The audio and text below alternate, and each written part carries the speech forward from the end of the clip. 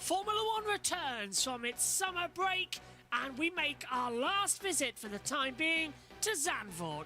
Welcome to the Netherlands for the Dutch Grand Prix, the second half of the 2026 Formula One World Championship, and we still are by the beach as we continue our summer vacation. Well, the calendar has changed quite a bit now, with Netherlands being round 12.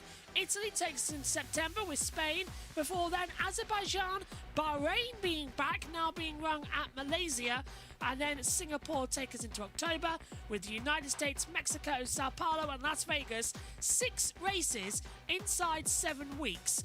Still not confirmed as to where we're going to end the season. Qatar and Abu Dhabi at the end of November and beginning of December are currently provisional. Rumours circulating we could be going to either Portimao or Imola to round out the season in Europe for the first time since 1997.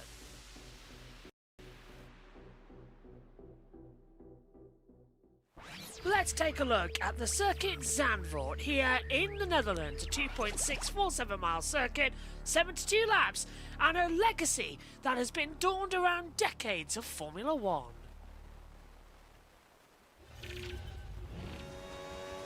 Get a good exit out of the last corner and head down towards the first corner at Tarzan. From maximum speed down the brakes, it's a 4th gear corner. Carry the bank speed before you accelerate up into Glurkenbach before coming into turn 3. Very hard banked corner, severely damaging in wet conditions, so easy to run offline. Now you're running down towards Leakvik at turn 6. Very much a fast-flowing corner in 6th gear. The Master at turn 6 as well. That draws down before back on the power before you come into Renault. Hard to get the apex right after a string of corners, but as you come into turn 10, it's a 3rd gear corner. Back on the power, activate straight mode and head down towards the chicane, the Hans Ernst chicane. Drop down, 3rd gear corner. Drop down mid to 2nd, back on the power and rise up as you come on into the Ari Lundijk Bosch corner. Back on the power, 9 degree of banking and over the line, and that is a lap of Zandvoort.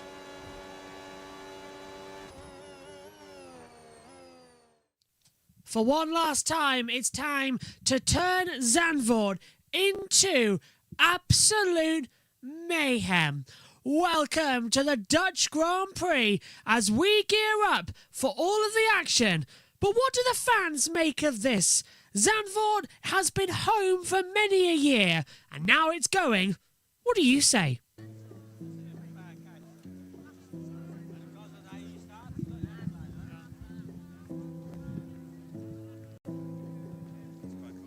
I've been a Max fan since he got into Formula One. I started supporting Max when he first joined the sport.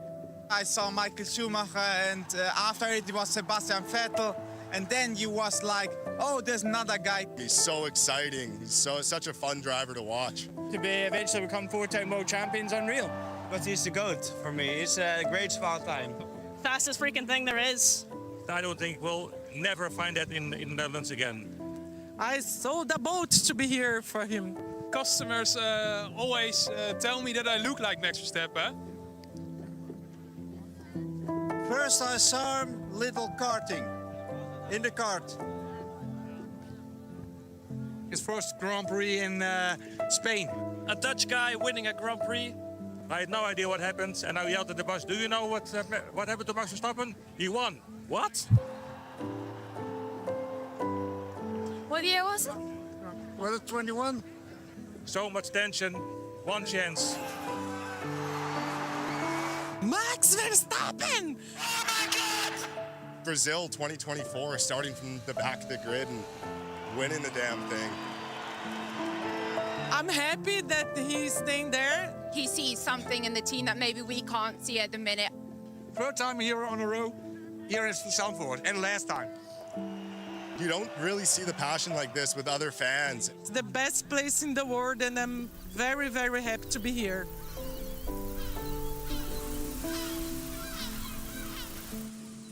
It's the last dance for the Dutch Grand Prix, and Max Verstappen is on the roll. Hello everybody, welcome up to the commentary box. Well, this is a sea of orange, isn't it? I'm sorry, do not adjust your sets. This is not the colour test. Orange is key round Zandvoort. If you're not wearing orange, you're a nobody. And it's not for the McLarens. Oh no, it is all for Max Verstappen. Holland is in a rapture coming in for Formula One. It's the last dance for a series that has been not just been back since 2021, but has been a historic part of Formula One since the 1950s. It's one of the only old school circuits left in Formula One. Just going to read you some names here that I've got from the press release on my iPad. These are the winners of the Dutch Grand Prix. Jim Clark won 4 times. Sir Jackie Stewart 3 times. Niki Lauda 3. Max Verstappen 3. Louis Rosser on 2. Alberto Ascari won here as well twice. Jack Brabham twice, James Hunt twice, Alain Prost twice, Lando Norris once, Oscar Piastri once. Must also point out that Louis Rosser winning it twice was in the non-championship races in 1950 and 1951. Yes, this was part of the original World Championship. It was the last race before Formula One became Formula One. So the Netherlands has been historic for motor racing. They've only ever had 2 Dutch World Champions in FIA competition. Nick de Vries, who won it in Formula E, and then later on, a few months later, Max Verstappen won it and went on to become a 4-time champion. This place oozes sport and it oozes talent. We've got the green light for the pit lane to go open in a few moments, but the big news that we were expecting coming back from the summer break and coming in to Zandvoort was that Max Verstappen was going to either leave Red Bull or retire. Well, we got the news on Thursday. Max resigns. With a hyphen, resigns. He's staying with Red Bull until 2030. It will be an incredible 16 seasons in Formula One and 15 years with the Red Bull team. It is a phenomenal career, which is only going to get better, or so he hopes. Craig Slater has been giving more updates about what it has been to suddenly Max returning and staying with Red Bull. It is the Max Verstappen paradox. More transfer noise around him than anyone, but no transfer. In fact, if he sees out this current deal through to 2030, he will be statistically the most loyal driver in F1 history. 15 seasons at one team. Is he being loyal to one person in particular? I always said already back in the day, when Dietrich was still alive, I said to him my goal and target would be, of course, to race for Red Bull forever. In the future, of course, I hope to become a world champion, because that's also a dream. I still have some years in front of me, and for me, it doesn't really matter which team, as long as it's the fastest car. Red Bull owner Dietrich Mateschitz gave the teenage Verstappen his big chance. He took it.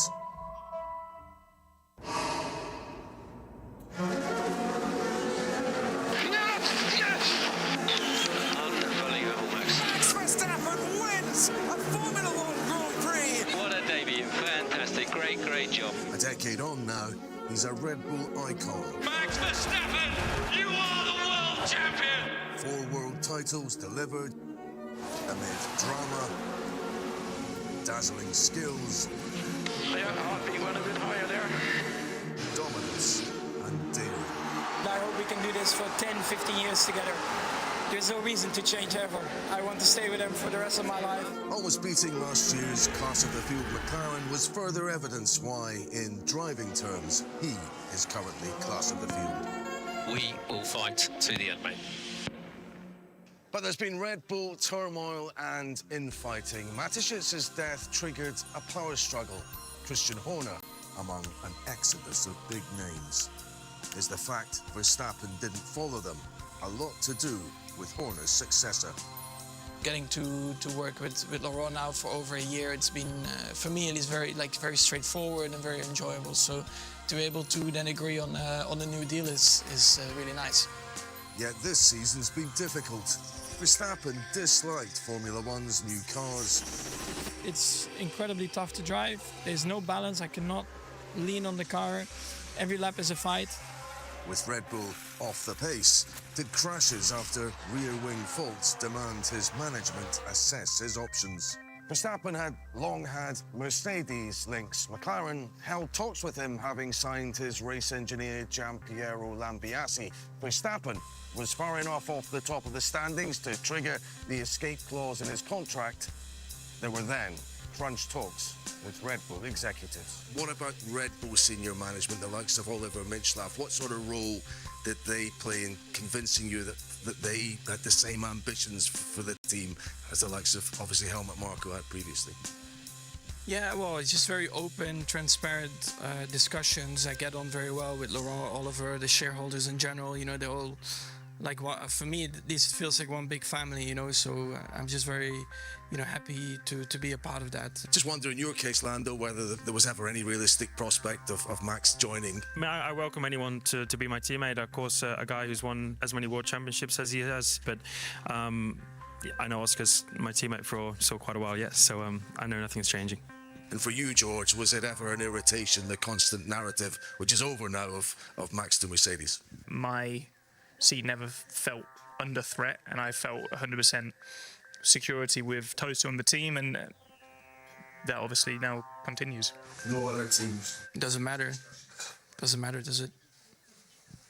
Well, not to me, so. You? No, there's meant to be a hyphen in there. Ah, yeah, of course, yeah. Verstappen's pleased with a new deal that also leaves him free to pursue outside interests, including sports car racing. F1's leadership have also listened to him. They're changing their power units to his liking. Results have picked up too. Bar Mercedes, is there really a significantly better car than the one he's in? Of course, if next season begins badly, then inevitably there will be fresh speculation about his future. But Max is again talking about finishing his career at Red Bull. And if this latest transfer episode has taught us anything, it's that he generally means what he says. Max Verstappen then until 2030, and I've got some breaking news for you, everybody. It has started raining here at Zandvoort. The rain is starting to come down. There are things on the grid as pit lane opens in a few moments' time. We've brought Megan Birchin to the commentary box. Hello, Megan. Not a good time for, is that one of the Williamses to be in a car which has a roof? I think it is, yeah. Though it doesn't look like it's going to... It actually looks like it's raining heavily. So we're going to get our first wet race in about 45 minutes' time. Good. We haven't had one in a long time, and it'll be a nice send-off. By the way, I've gone very orange. Orange phone, it's the iPhone orange, orange muff, orange thing. You're in black. What's happened? I'm mourning. You're mourning Zandvoort? Yes. Okay, well, let's just... Also, I don't own anything orange, and orange doesn't suit me. Okay, well, your face will do it. You look orange anyway. Oi. I just realised I better take this off for later on because we're covering the IndyCar race in Washington and Donald Trump. Yeah, might be a bit insulting. So remind me to change it. Let's get done, yeah. Okay, so Megan, let's talk about Max Verstappen just quickly then coming into it. He's re-signed for 2030, but we heard all these rumours that, oh, he's retiring, he's not going to be here anymore, he's not going to be here, there and everywhere. He's re-signed for a 15-year contract. It's insane.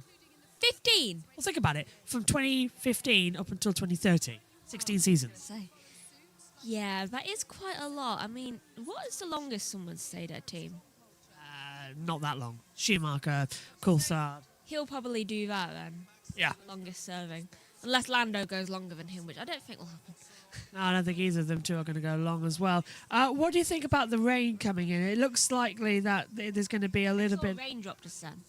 Nico Rosberg's shirt's getting wetter and wetter. The fans have put their Ginos on. as well. Yeah, so I'll go with you on that. But is it going to be a wet race? We were looking earlier on. It's a two-stop strategy. New soft, new medium, new medium. That's the quickest way to go. But with this rain now coming in, it's going to be at least an intermediate start. And pit lane opens in about a minute's time. And it's really bucketing it down now. And it's getting really, really heavy winds out there. That won't be good for the cars. Hopefully the wind dies down soon. We've got a 40-kilometre-an-hour wind blowing into the circuit here. So I've got a feeling, Megan, we might see people flying off the circuit. If this was MotoGP, we wouldn't even start. Yeah, it's light rain, but it's high wind. So that's going to make it worse? Yes. Because then you're getting loads of tiny little droplets going onto your screen. It's worse than the bigger droplets, because then at least you can kind of see through them. Track has now been officially declared wet, by the way. Just news in from race control. Bernie Collins is down the pit lane. And Megan, we're looking on board with our Sky picture. They're interviewing Laurent Mikas at the moment. It's getting wet. So just quickly before we let you go, our pit lane opens. What do you think we're going to be seeing on this outlap? I reckon someone's going to bin it. Oh, yeah. You want to stay now, don't you? No, I'm not going to stay, but my bet is on either a Cadillac or Hulkenberg. What about Lance Stroll? I think Lance will actually stay on. He's not actually that bad in the wet. No, he's not. He has good days in the wet. Do you remember Australia last year and China? I think it's because he's from Canada. He gets used to it, doesn't he? Okay, cheers, Megs. We'll let you disappear. Pit lane is about to come open then as we get set. The field is ready. This is going to be something. Let's go to the commentary box. Harry Benjamin and Anthony Davidson. Grabbing their umbrellas now. Not us, though. We're okay up in the commentary box. And the Dutch Grand Prix just couldn't say goodbye without throwing some sort of spanner in the works. It's not just raining, it's pouring. Well, we've narrowly avoided it, haven't we? Absolutely narrowly avoided it through every session. Green light, so we're on the way. This weekend, and now it decides to start raining. So we see the cars exit pit lane, green light is on, and they stream through, inevitably on the green sidewall tyres. That means intermediates. Oh, and already Oliver Behrman's off straight out of the pit lane and flying round. They're told to do that, by the way. Race directors notes if there's a car stopping to do a practice start, you have to go over, as the car that's not doing the practice start, you have to go over the white line. Right, so say we're going to get then a downpour at the start of the race, because we still have got a little bit to go before we actually get lights out, but the track is already damp enough. Is that going to cause a headache in terms of the starting tyre? If you started the race right now, I believe you'd have to be on intermediates. And we can see Max Verstappen actually venturing out on the full wet, so the blue sidewall Pirelli tyres. That signifies the full wet tyre, so more treads, softer compound on those tyres as well, to give you a chance, give yourself the best chance possible not to lose control of the car in wetter conditions. As you see there, the car's stopped on the right-hand side. Last couple of starts that they'll be able to practice before it gets very real. And we have yet to see this new generation of Formula One car tackle full proper wet conditions in race trim. So this is going to be a real step into the unknown for the drivers when it comes to, well, energy management. Not just the drivers, Harry, is all of the engineering team as well behind. A little bit of a glitch there from their systems. Care of your energy management and deployment strategies, and what the systems of these new cars don't like, it's variation of grip and lap times. Also, another thing to look out for if it is declared wet at the start of this race, which it looks like it probably will be, is that you're only allowed to use the front straight mode, the front wing activation, so not the rear, if at all, and that's at the race director's discretion. Yeah, overtake mode also disabled. Let's hear Radio from Behrman. Seems too wet for slicks at the moment. Confirming what you were saying, and if it started right now, too wet to go on the dry compound tyre, but still over half an hour until we get lights out for the Dutch Grand Prix as Max Verstappen teeters round. He's on the full wet tyre, just getting a feel on his run to the grid. I'll tell you what, we're up in the commentary box and we can see the main grandstand opposite us, and certainly all of the raincoats are on. There's a few umbrellas out there.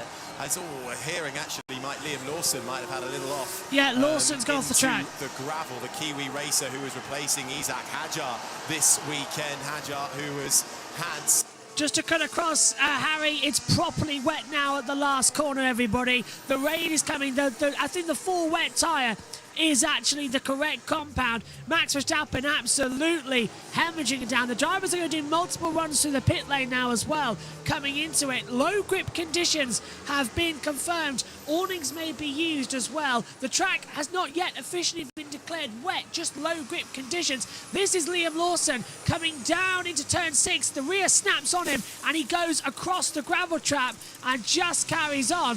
Sorry, that's coming out of turn 11. So that's the last corner into the Ari Lindup corner. So that's Lawson off at the last corner. How many drivers have we seen do that this weekend? He's just gone straight on. So the rain is still a problem and still going to be a massive factor here coming in to the Dutch Grand Prix. Let's head back over to Sky. So far this weekend, and you pray at this stage, Harry, you haven't done any damage to the underside. Those delicate flaws that they have, very intricate parts of fragile carbon fibre. It's very easy to chip bits off, or even more so. Kimi Antonelli on Friday's sprint qualifying, in fact, in the dry, in his first run, he damaged the floor to the extent he lost around 20 points of downforce. First half is pretty dry for Inters, but second half is wet.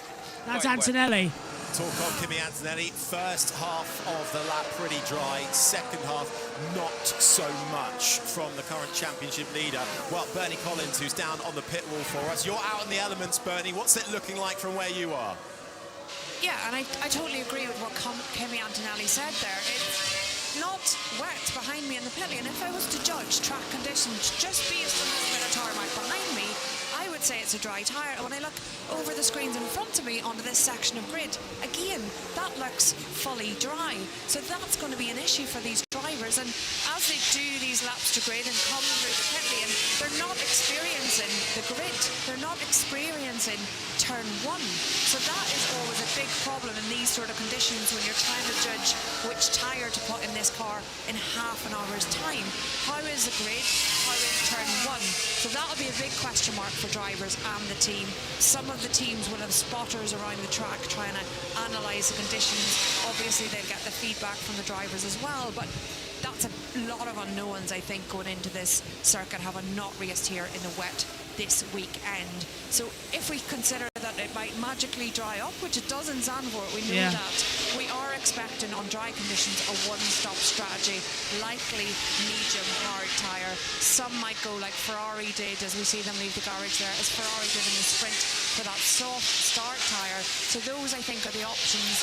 But if it continues to rain like this, I think with the second half of the circuit being as wet as Kimi Antonelli said, and we've seen with Lawson going off, then an inter start. And just to remind those at home, if we run an inter or a wet at any stage, that car doesn't need to run 2 compounds. So that might mean the teams run on their preferred compound, either medium or hard, for the remainder of the race. So big strategy curveball being thrown in now to the work that they did last night, and a lot to play for in these opening laps. I think this big decision about what to fit on the grid is going to be a big call with still 30 minutes to go to lights out. That's it from me. Back to you on the grid, Nats. Thank you, Bernie. Well, this is absolutely fascinating. And have a look at this. So more rain is starting to come down. Look at that weather radar.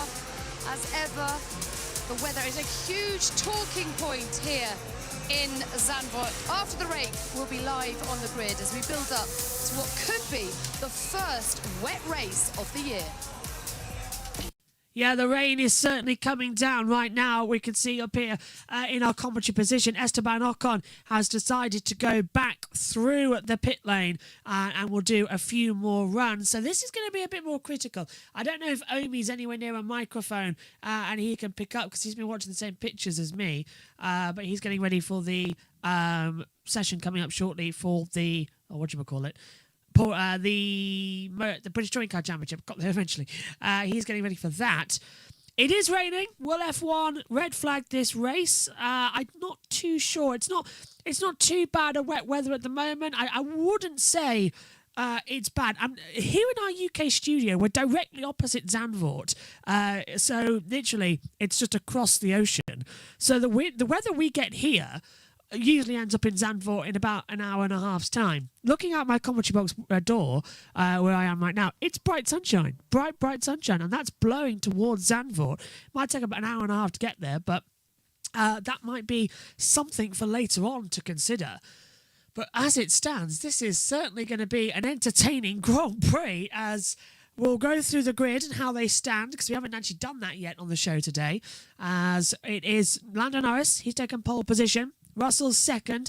Antonelli lines up third on the grid with Piastri in fourth. Hamilton's fifth. Leclerc is sixth. Seventh for Verstappen. Eighth for Lawson. 9th for Bortoletto, 10th for Lindblad, 11th for Gasly, 12th for Tsunoda, 13th for Hulkenberg, 14th for Colapinto, 15th for Ocon, 16th Albon, 17th for Sainz, 18th Alonso, 19th Stroll, 20th for Behrman, 21st for Bottas, and 22nd for Sergio Perez.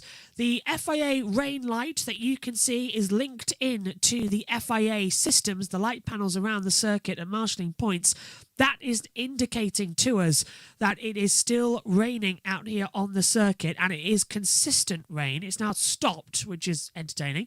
The pit lane is not closed yet. They've got another 30 seconds until the pit lane closes. After that time, it's done. Pit lane's open for 10 minutes in total, and everybody bar Sergio Perez is out on the track. So if Perez is in there by the time it hits 30, then he'll be starting this race from the pit lane. We already heard rumours that Checo might be doing that. He hasn't left the pit lane. He hasn't throttled up. 10 seconds left. So no, Sergio Perez is starting this race from the pit lane, which might not actually be a bad idea on days like this. He can set the car up now. He's out of Parc Ferme, so everybody else is going to have to run in and change the setup ever so slightly into what they're going to be. Whereas for Sergio Perez, he can do anything he likes, and it should all be good to go and all legal. So George is on intermediates. The race tyre is going to be critical. The pit lane has now closed. So that is Sergio Perez going to start to the pits, and it's just started raining again. This is going to be absolutely ludicrous. All cars that need to be are now on the grid. So it is still raining. We'll add the light panel, I think, to this screen up here in the commentary box. You can see the weather radar there, actually, from Sky Sports F1. So you can actually see how much this rain's coming in. Antonelli saying it's raining more half Sector 1 than it is Sector 2. That is believable coming into it. And now we've got a yellow flag, Sector 14. Double yellow now at Sector 7. So they're just going through, making sure that several parts of the track are okay and are good to go. But this race is going to deliver something. It could be our first wet race of the year. It's certainly not going to dry up in the next half an hour. So it's surely an intermediate start, as Megan's just now making her notes upstairs as well, watching on. It's time for the grid walk, though, and with no Martin Brundle, it falls to Nico Rosberg alongside Karun Chatnock as well. Let's head down and rejoin Natalie. Welcome back to a rather soggy, wet, windy Zandvoort as we head in to what could be a wet race for the last running of the Dutch Grand Prix. Let's remind you then of our grid for today's race. Lando Norris starts on pole for the 18th time in his career, an all-British front row with George Russell alongside him. His Mercedes teammate qualified in third, with the second McLaren of Piastri joining him on the second row. Then come the two Ferraris in fifth and sixth. Then it's the Red Bulls of Verstappen and injured Hadjar's super sub Liam Lawson. Bortoletto did well to get his Audi into the top 10. He starts 9th with Arvid Lindblad in 10th, despite never having raced here in Zandvoort in F1 before. Gasly had expected more from his upgraded Alpine. He's in 11th, with Yuki Tsunoda stepping into the Racing Bull in 12th. Albon did well to get himself out of Q1, but he has to settle for 16th. His teammate one place further down, Alonso and Stroll, with their upgraded Honda engine, still struggling down in 18th and 19th, and Cadillac once again right at the back. Okay, let's hear from Lewis Hamilton a little earlier on the track parade. Lewis, P5 on the grid today. What opportunities do you see ahead? Well, firstly, look at this crowd. Hi, guys. We always get thank you to Zandvoort for hosting us every year. You know, this has been amazing, and I know it's the last race here, but you guys really show up every single year. So I just want to acknowledge that. And no, I mean, we're in P5. We've got some very quick cars ahead of us, but we're going to work as hard as we can as a team to try and see if we can close the gap.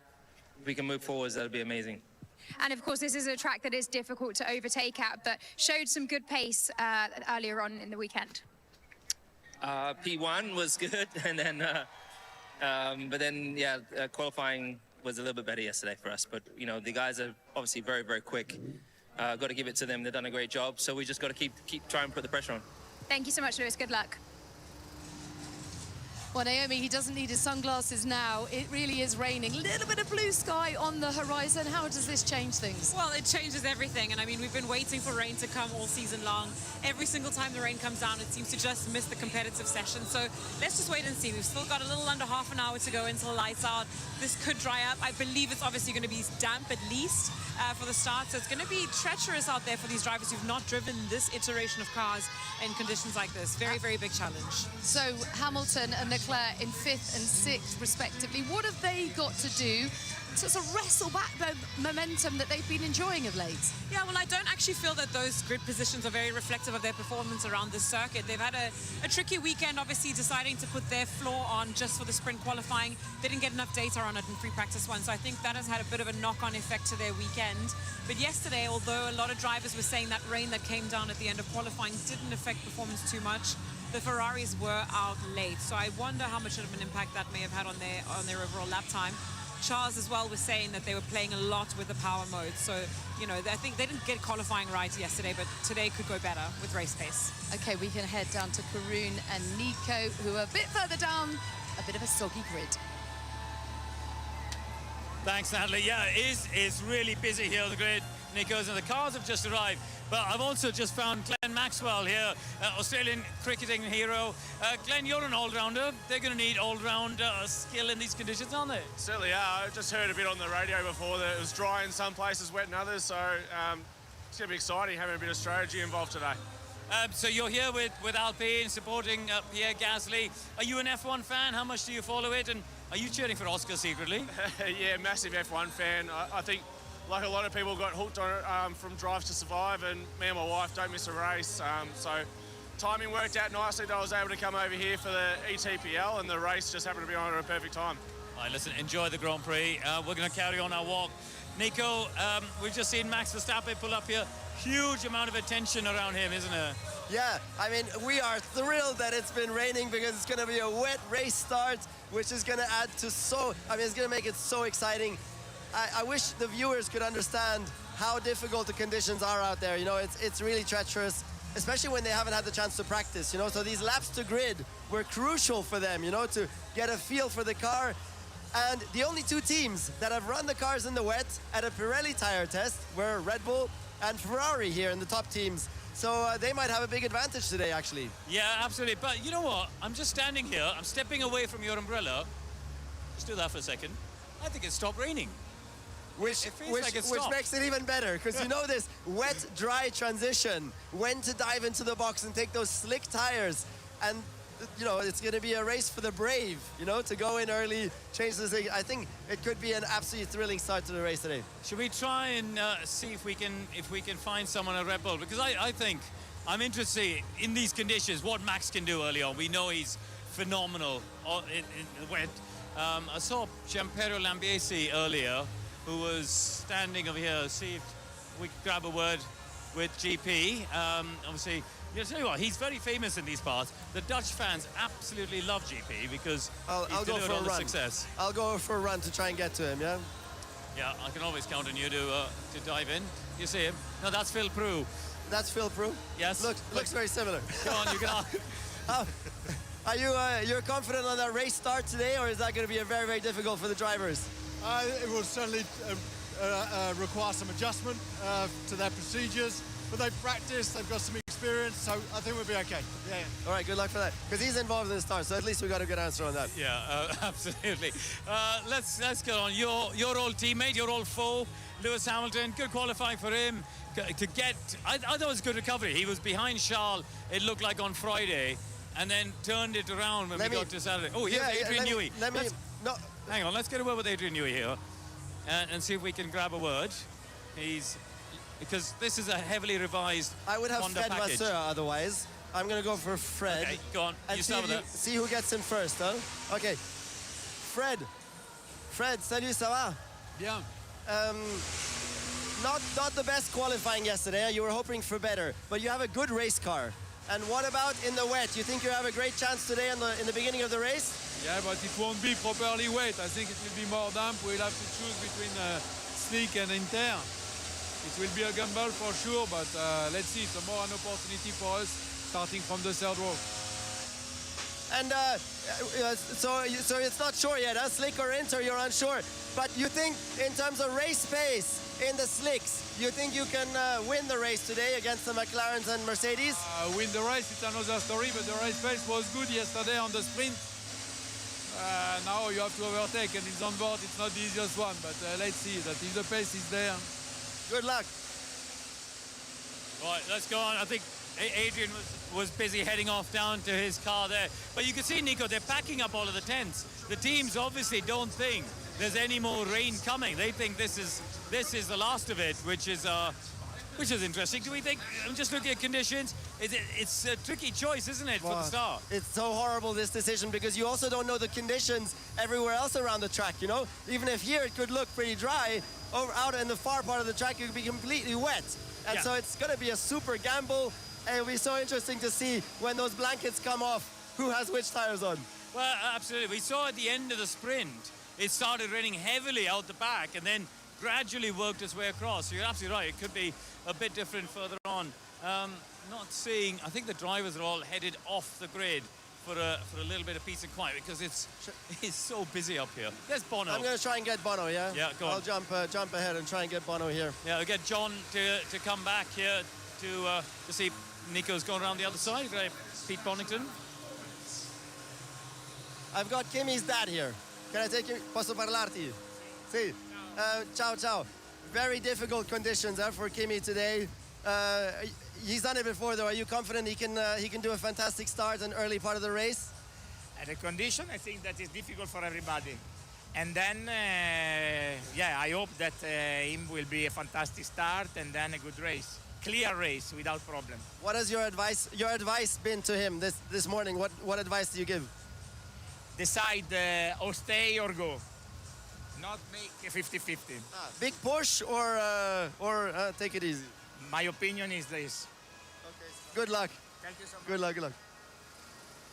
Right, you can see how much they're blowing the cold air through the car, trying to cool it all down, even in what is quite not hot conditions, is it? Yeah. But definitely the end of summer here. Can I emphasize also for Kimi, it's so damn hard, huh? He's ahead in the World Championship. He's 19. These conditions are horrible, yeah? Because you've never done a start like that in these conditions, you know, and you have no help. You have to drop that clutch lever in the right place, 3 millimeters too far, your wheel's spinning massively, not enough, you don't even get off the grid. It's so difficult. You're right, because I want to get your mindset on that as we walk along here, because you were in that position, right, of being the championship leader and also kind of being the championship favorite. You know, he's got such a points gap. What's it like? Because he can't tense up. You've only got to move the clutch pedal a little bit. You got to be really relaxed and do it in a way that you don't mess it up. Yeah, but he's only human, you know, so he is going to tense up at some point because, of course, you have this great chance to achieve your dream, you know, winning the World Championship. And it's exactly in those moments where, like, the hand starts getting the shakes a little bit more and you need to be extra cautious on the clutch lever. That's when things can start to go wrong a little bit, you know. So the pressure is on, but for now he's been doing a great job, so I'm confident that he can keep it together. I found our soccer world champion. Go for it. You ready, Karun? Yes. He says no, but he doesn't have a choice. Lukas Podolski, our soccer world champion. So you can take it away. Okay, I take it away. Are the Germans going to win the race today here from second and third place on the grid today? I hope so, of course. You know. So good chance. Second question, is the normal one, Jürgen Klopp, gonna make us world champions again next time? I hope so also, but first we have the European Championship, so let's focus on that. Let's hope like he can bring his passion into the team, his energy. Let's build a strong team for the next World Cup and also for the European Championship. So. And he's the best in the world, huh? He's the best in the world for the job, no? Best possible option we have, so let's go for it. Thank you very much. Nico. Good race. Ciao, ciao. We're about to get Max Verstappen coming through. Go on, Nico. Max, would you say one word to Sky? Hi. Hello. How's it going? Okay, we got 2 words. Well done. I tried. I'm so sorry. I couldn't get more Difficult, out of that, Max. I love tried, that. I tried my best. Yeah, that was painful. The drivers are all headed off to the national anthem. Let's just come around here, because looking at some of the preparation here, the Mercedes team, it all looks calm, isn't it? They're all ready. It's a super important stuff at George Russell. Just last look at the grid box, it looks like it's dried up.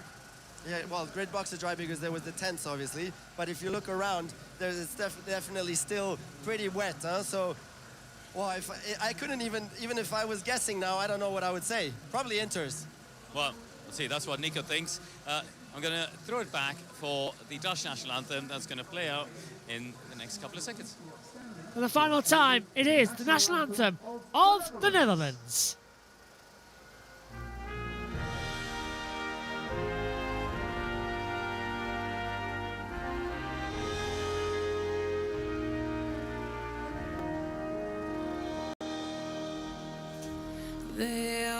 Wilhelmus van Nassau ben ik van Duitse bloed. Den vaderland getrouw blijf ik tot in den dood. Een prins en van Oranje ben ik vrij onverweerd. Den koning van Spanje heb ik altijd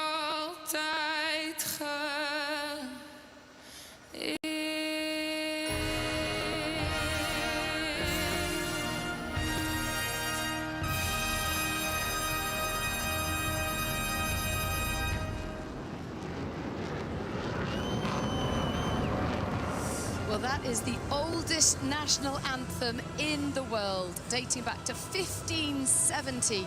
So who will be hitting the right notes today and what is really changeable conditions, Nico? It's starting to brighten up again. We've got rid of the umbrellas, maybe prematurely, who knows, we'll soon find out. Who do you think these will favour? Do you think home hero Max could put on a show? He's the rain master, so he is the best in these conditions. But I don't know if he has the car to do the job also, because you do need a great car. And I think the cars ahead are generally, of course, much better.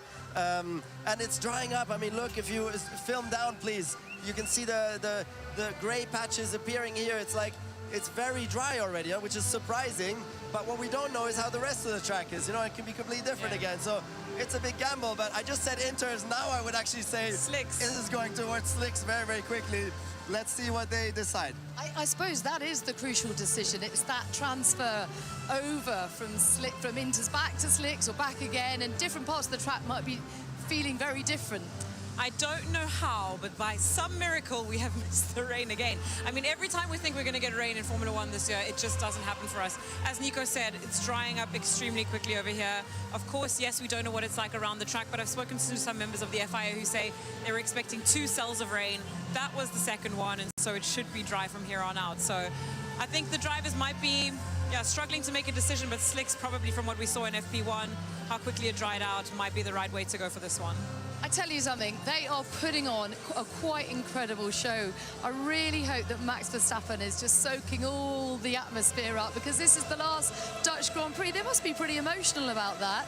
I certainly am. I'm not even Dutch. It's really a pity. I mean, it all comes down to money, essentially, again, as always, you know, and it is quite a pity, because having such a Dutch national hero, you see the atmosphere here, It's such a spectacle. But okay, let's enjoy it today. Let's enjoy the last one, and who knows, it can come back again in the future. Who knows, indeed. Let's hear from our pole sitter now, Lando Norris. Are these conditions, how much on a knife edge will it be in the first few laps? Very. Yeah, I don't know if it's going to be wet or dry, so yeah, we'll see shortly. Oh, I don't know about you, Nico, but I felt like Lando seemed a bit nervous then. You know, he's trying to make the decision that all the drivers are. How crucial is this run down to turn one? No, Natalie, you have no idea. If you're in pole position, these conditions is the last thing in the world that you want. Because already, even just the start is going to be the biggest challenge with your fingers to get that right in these unknown grip levels, yeah, which you've not practiced at all. And then this track, it's almost like a street circuit. It doesn't forgive the slightest of mistakes. One tiny mistake and you're out in the gravel, if not in the wall. This is like the ultimate challenge today. So as a pole sitter, you're obviously going to be worried about the situation. And so what do you do to calm those nerves, Naomi? And how much of a decision is made by the pit wall versus just looking out here on track as we have to see the drying track? And the driver's decision as to the feel of this track. Yeah, 100%. So it's going to be all about the feeling. Thankfully or luckily for them, I should say, they still have the formation lap. So the formation lap, they're going to have to be taking in a lot of information there. Where are the damp patches still out there? Obviously, they're going to avoid everything that's paint around the circuit because that becomes super, super slippery when it gets wet. But of course, as we say, they haven't driven these particular cars. You know, there's a lot of power delivery on acceleration with these cars, so that's what they're going to have to be wary of. But let's not forget, back in 2023, I think it was actually completely wet, and they still did the start on slicks then. Remember that? I mean, there was 2 laps. You thought they would go in to change into wets. They didn't. They hang on to it. And so I'm pretty sure they're going to go slicks, yeah. Well, there are some serious faces out there, absolutely focused on what is going to be a critical start to this race, Nico. What advice would you give them? How will they be feeling? What's going through their mind at this stage?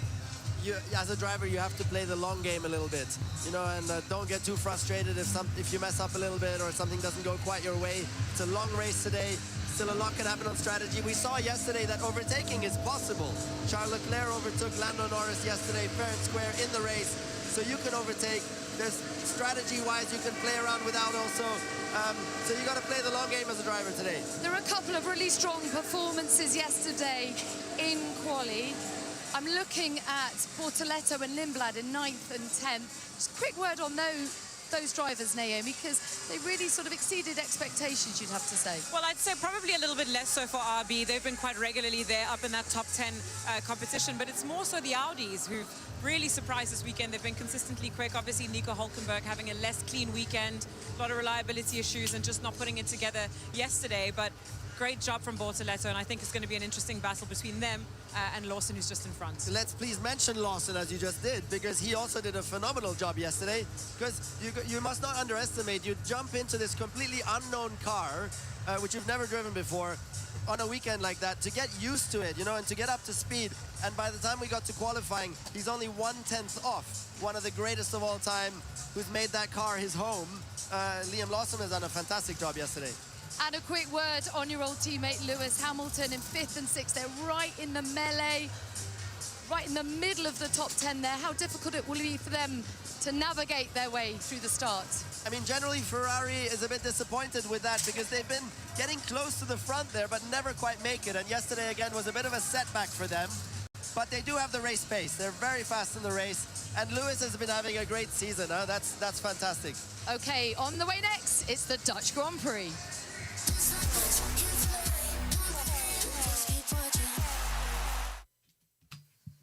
Moments away then from the start procedure. Last things could be. No idea what it could be as well coming into it. But we are moments away. Tension rising here.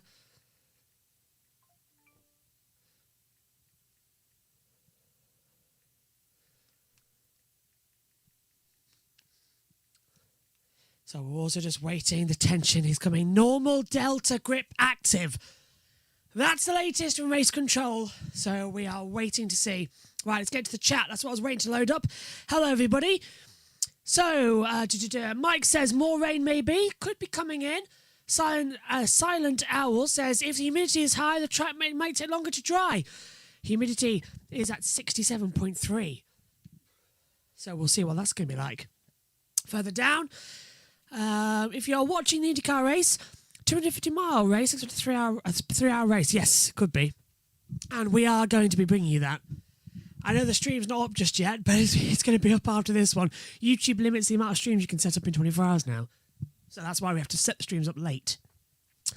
And Sam says, hey guys, hope you're all well.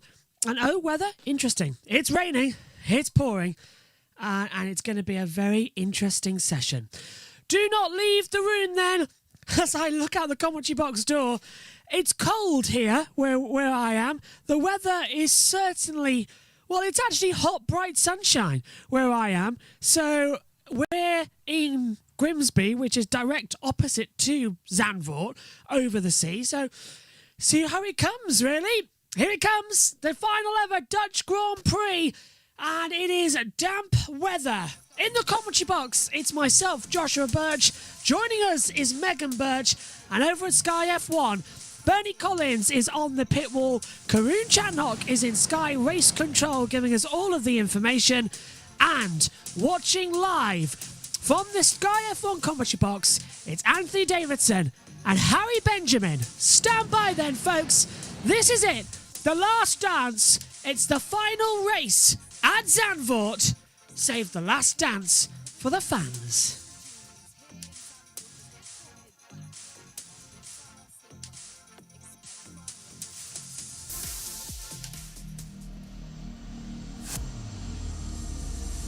Formula One has reset and returned. It's been a long gap. It's been too long. It's a battle of wills. The question is who will prevail as the pressure ramps up. Come on, baby, baby. How did we do that?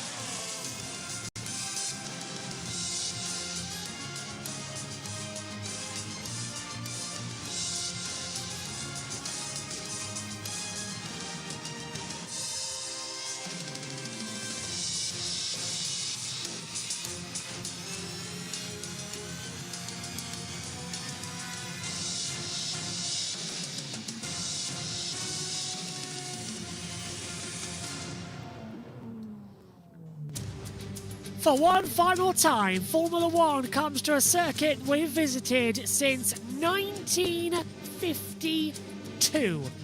We've had unofficial championships here since 1950. This is the last race before Formula One became what it was. Hello, Zandvoort. Goodbye, Zandvoort.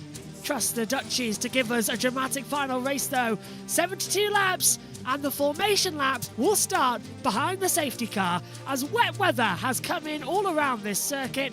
The first winner here, Alberto Ascari. Jim Clark has won 4 times here.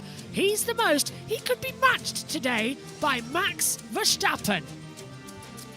Well, it is the C4 soft, C3 medium, C2 hard, but the intermediate and the wet weather conditions now come in. The safety car lights are on. This race will start behind the safety car, at least for some formation laps. What that now also means coming into it is that the drivers will have to start on either on an intermediate or wet weather tyre. We'll keep up to date with that in a moment as we come through. Here's the starting grid then for this one. Sergio Perez is going to start from the pit lane after work after all. Valtteri Bottas is in 21st. And then it's Ollie Behrman in 20th with Lance Stroll lining up in 19th place. 18th on the grid comes Fernando Alonso. Carlos Sainz comes home 17th. He's had a terrible weekend, all wrong from the very start of practice 1, where he locked up 3 times. Alexander Albon didn't have a great sprint or quali. He's down in 16th. 15th for Esteban Ocon. Franco Colapinto's 14th with Nico Hulkenberg 13th. Yuki Tsunoda makes his way back into Formula 1. He's 12th on the grid. Pierre Gasly lines up in 11th. 10th on the grid comes Arvid Lindblad. Gabriel Bortoletto. What a stunning weekend he's having. JT and Omi both praising him. He's in 9th. And it's an all Red Bull affair. For the first time, Liam Lawson lines up on the grid in a Red Bull. It's his 3rd race for the team. Max Verstappen lines up his last Dutch Grand Prix in 7th. And then on the 3rd row, it's Charles Leclerc 6th and Lewis Hamilton 5th. Last year's winner, Oscar Piastri, is 4th, alongside championship leader Kimi Antonelli in 3rd. And then front row of the grid, it's George Russell in 2nd and Lando Norris on pole.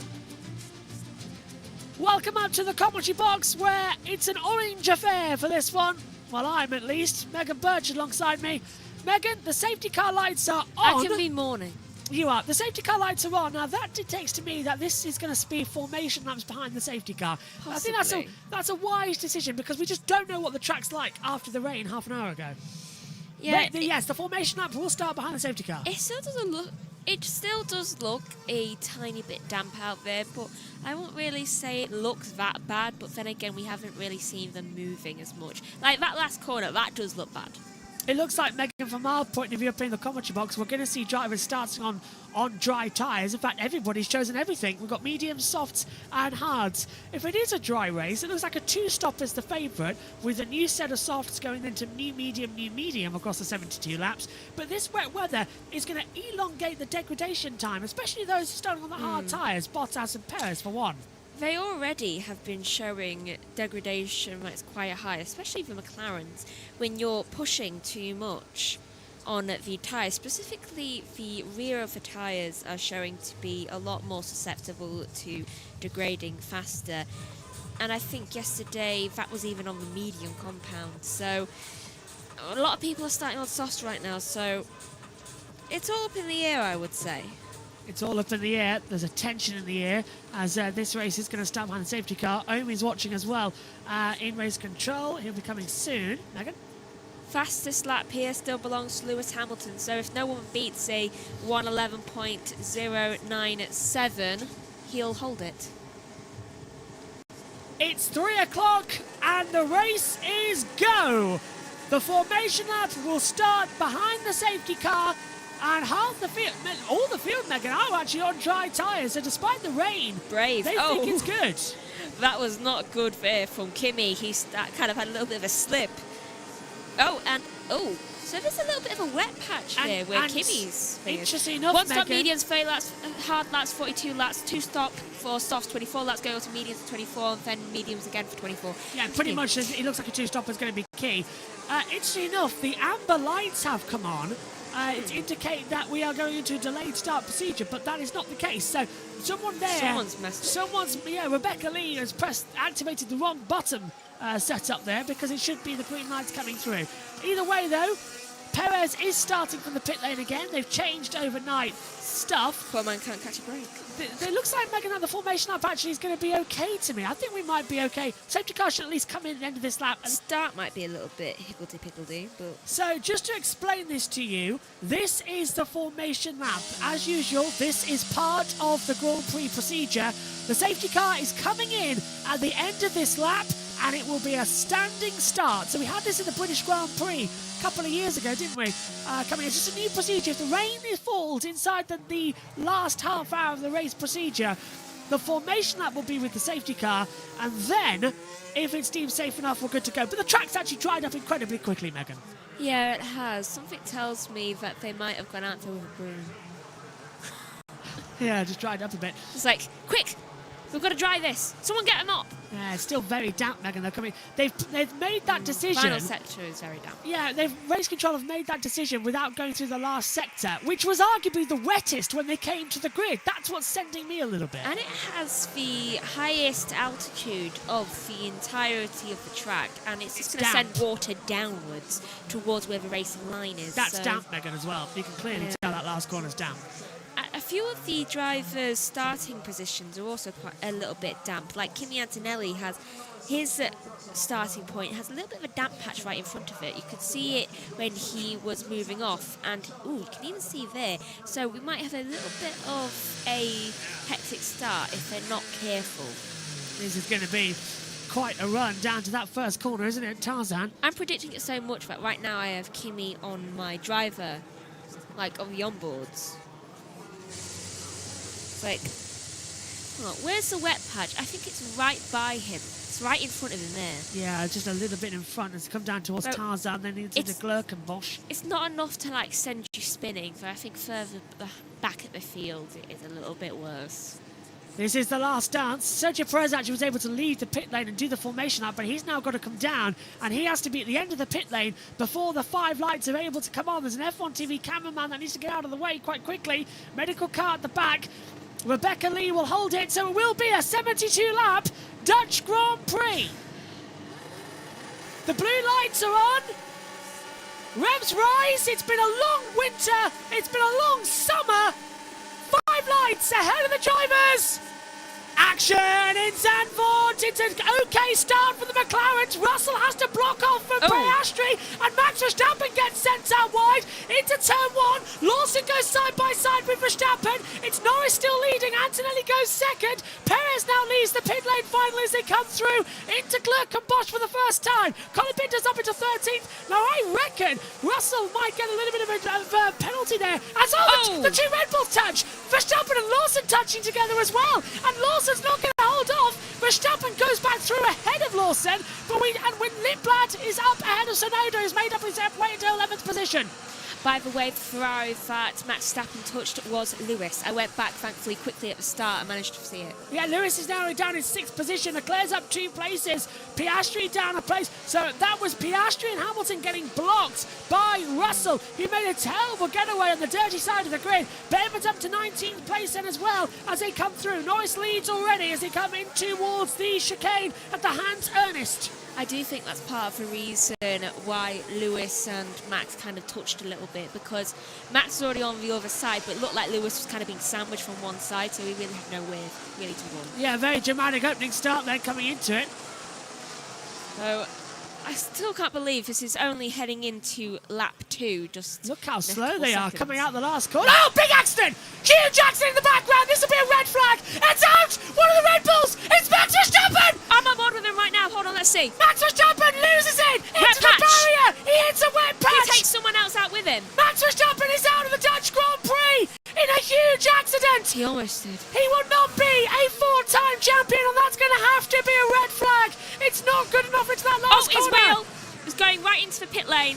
Someone's in the pit lane. I can't see him. His wheel's going right into the pit lane. That's what the thing's picking up. They've got to stop this race. They've got to stop it right now. And it is a red flag. Line. Red flag. Race is stopped.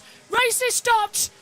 That was horrific. I was said it was stupid of the race control in order to start the race like that. Literally, we never went through that banked corner at high speed. He didn't even get to finish one lap. No, it was completely stupid. Now watch this. We were on board with him. He turns in. He gets on the curb. And as soon as it's on the white line, he hits the wet patch, slides up 90-degree of banking. He almost hit and Lawson. Slaps into the wall. That is a huge hit for Max Verstappen, and no wonder it is a red flag. I tell you what, though, good job to every single driver that was going through that section at that time, because they all avoided that magnificently. That's a huge hit, and the Dutch star is out. Liam. Max Verstappen is out. That's huge damage to his car. It's huge damage as well to the local fans, and he's talking with the doctor. And yeah, he nearly did hit Lawson. Oh, no, that's it. Oh, sorry. Verstappen. Red flag, race is stopped. All cars will line up on the grid. They will not use the pit lane as they come through. We saw it, Megan, come through. I just saw somebody, we were coming down into turn 1. I just saw someone hit the barrier coming through. I saw the spray coming through. And I looked down, and this Max Verstappen stopped.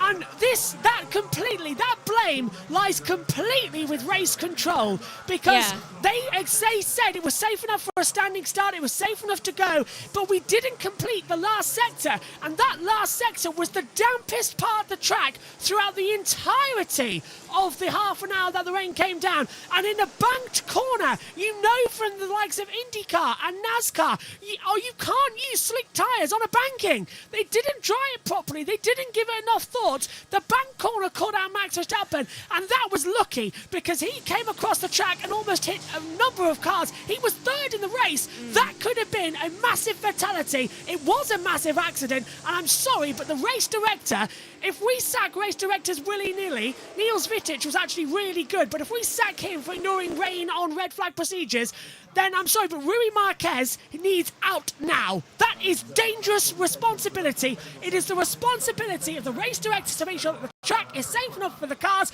I said it on the formation lap that it wasn't, and now look at it. Max in the barrier hard, he could have killed someone. Rui Marquez, I'm sorry, your job's done. Yeah, because that was quite a heavy accident. But also, can I just say one thing that's quite comedic? Right now, Max's wheel is actually perfectly stood up on the track. Yeah, that's why they can't use the grid, apparently, so they've come into the pit lane.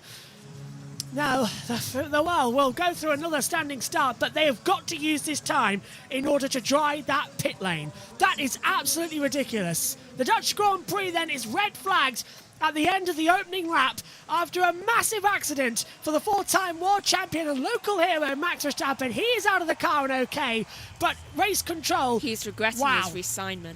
I am flabbergasted. Flabbergasted. There's that wheel you were talking about, Megan, now being pushed along by the Chief Marshal. Wow. He's regretting that reassignment now, I tell you that. Also, red flag has been rescinded now. Pit lane is open. Right, here's that start again. Watch from the fifth light. Away we go. So it's a great getaway from Lando Norris. Poor start from Russell. Great start from Piastri, but then Hamilton hits Verstappen. Yeah, it was only a slight touch, though.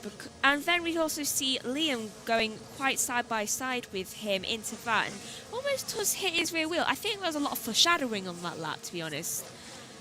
I think even Max knew that, and there was something going on there. Someone went through a wet patch and had to avoid it. Lance Stroll. Oh, and there again. Lance Stroll as well, and Fernando Alonso had to avoid a couple of places. This is on board with Max. Look out for Hamilton just ahead.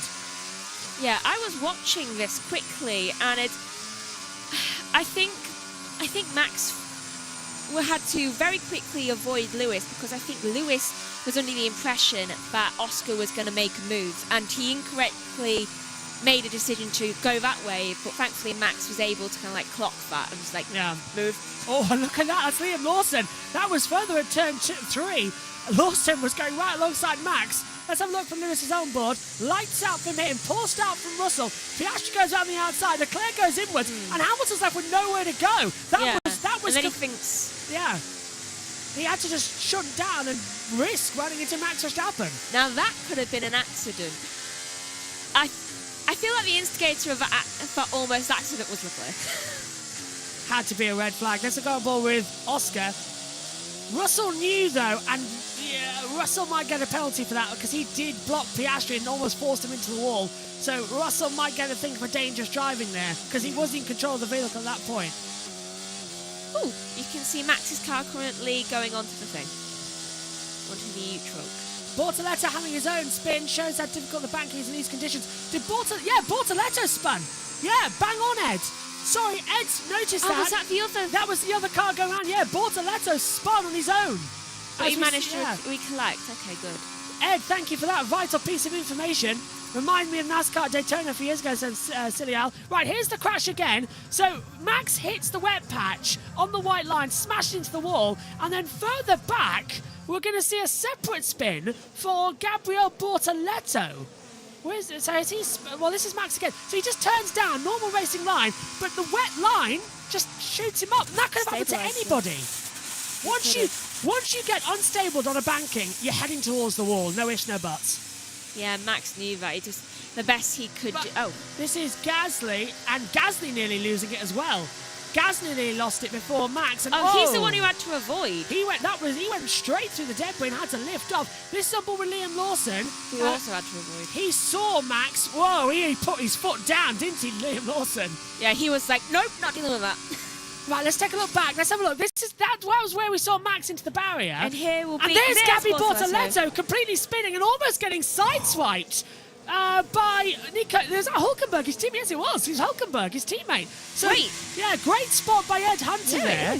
So Bortoletto gets on the banking, on accelerated, damp track, dry tyres, banking.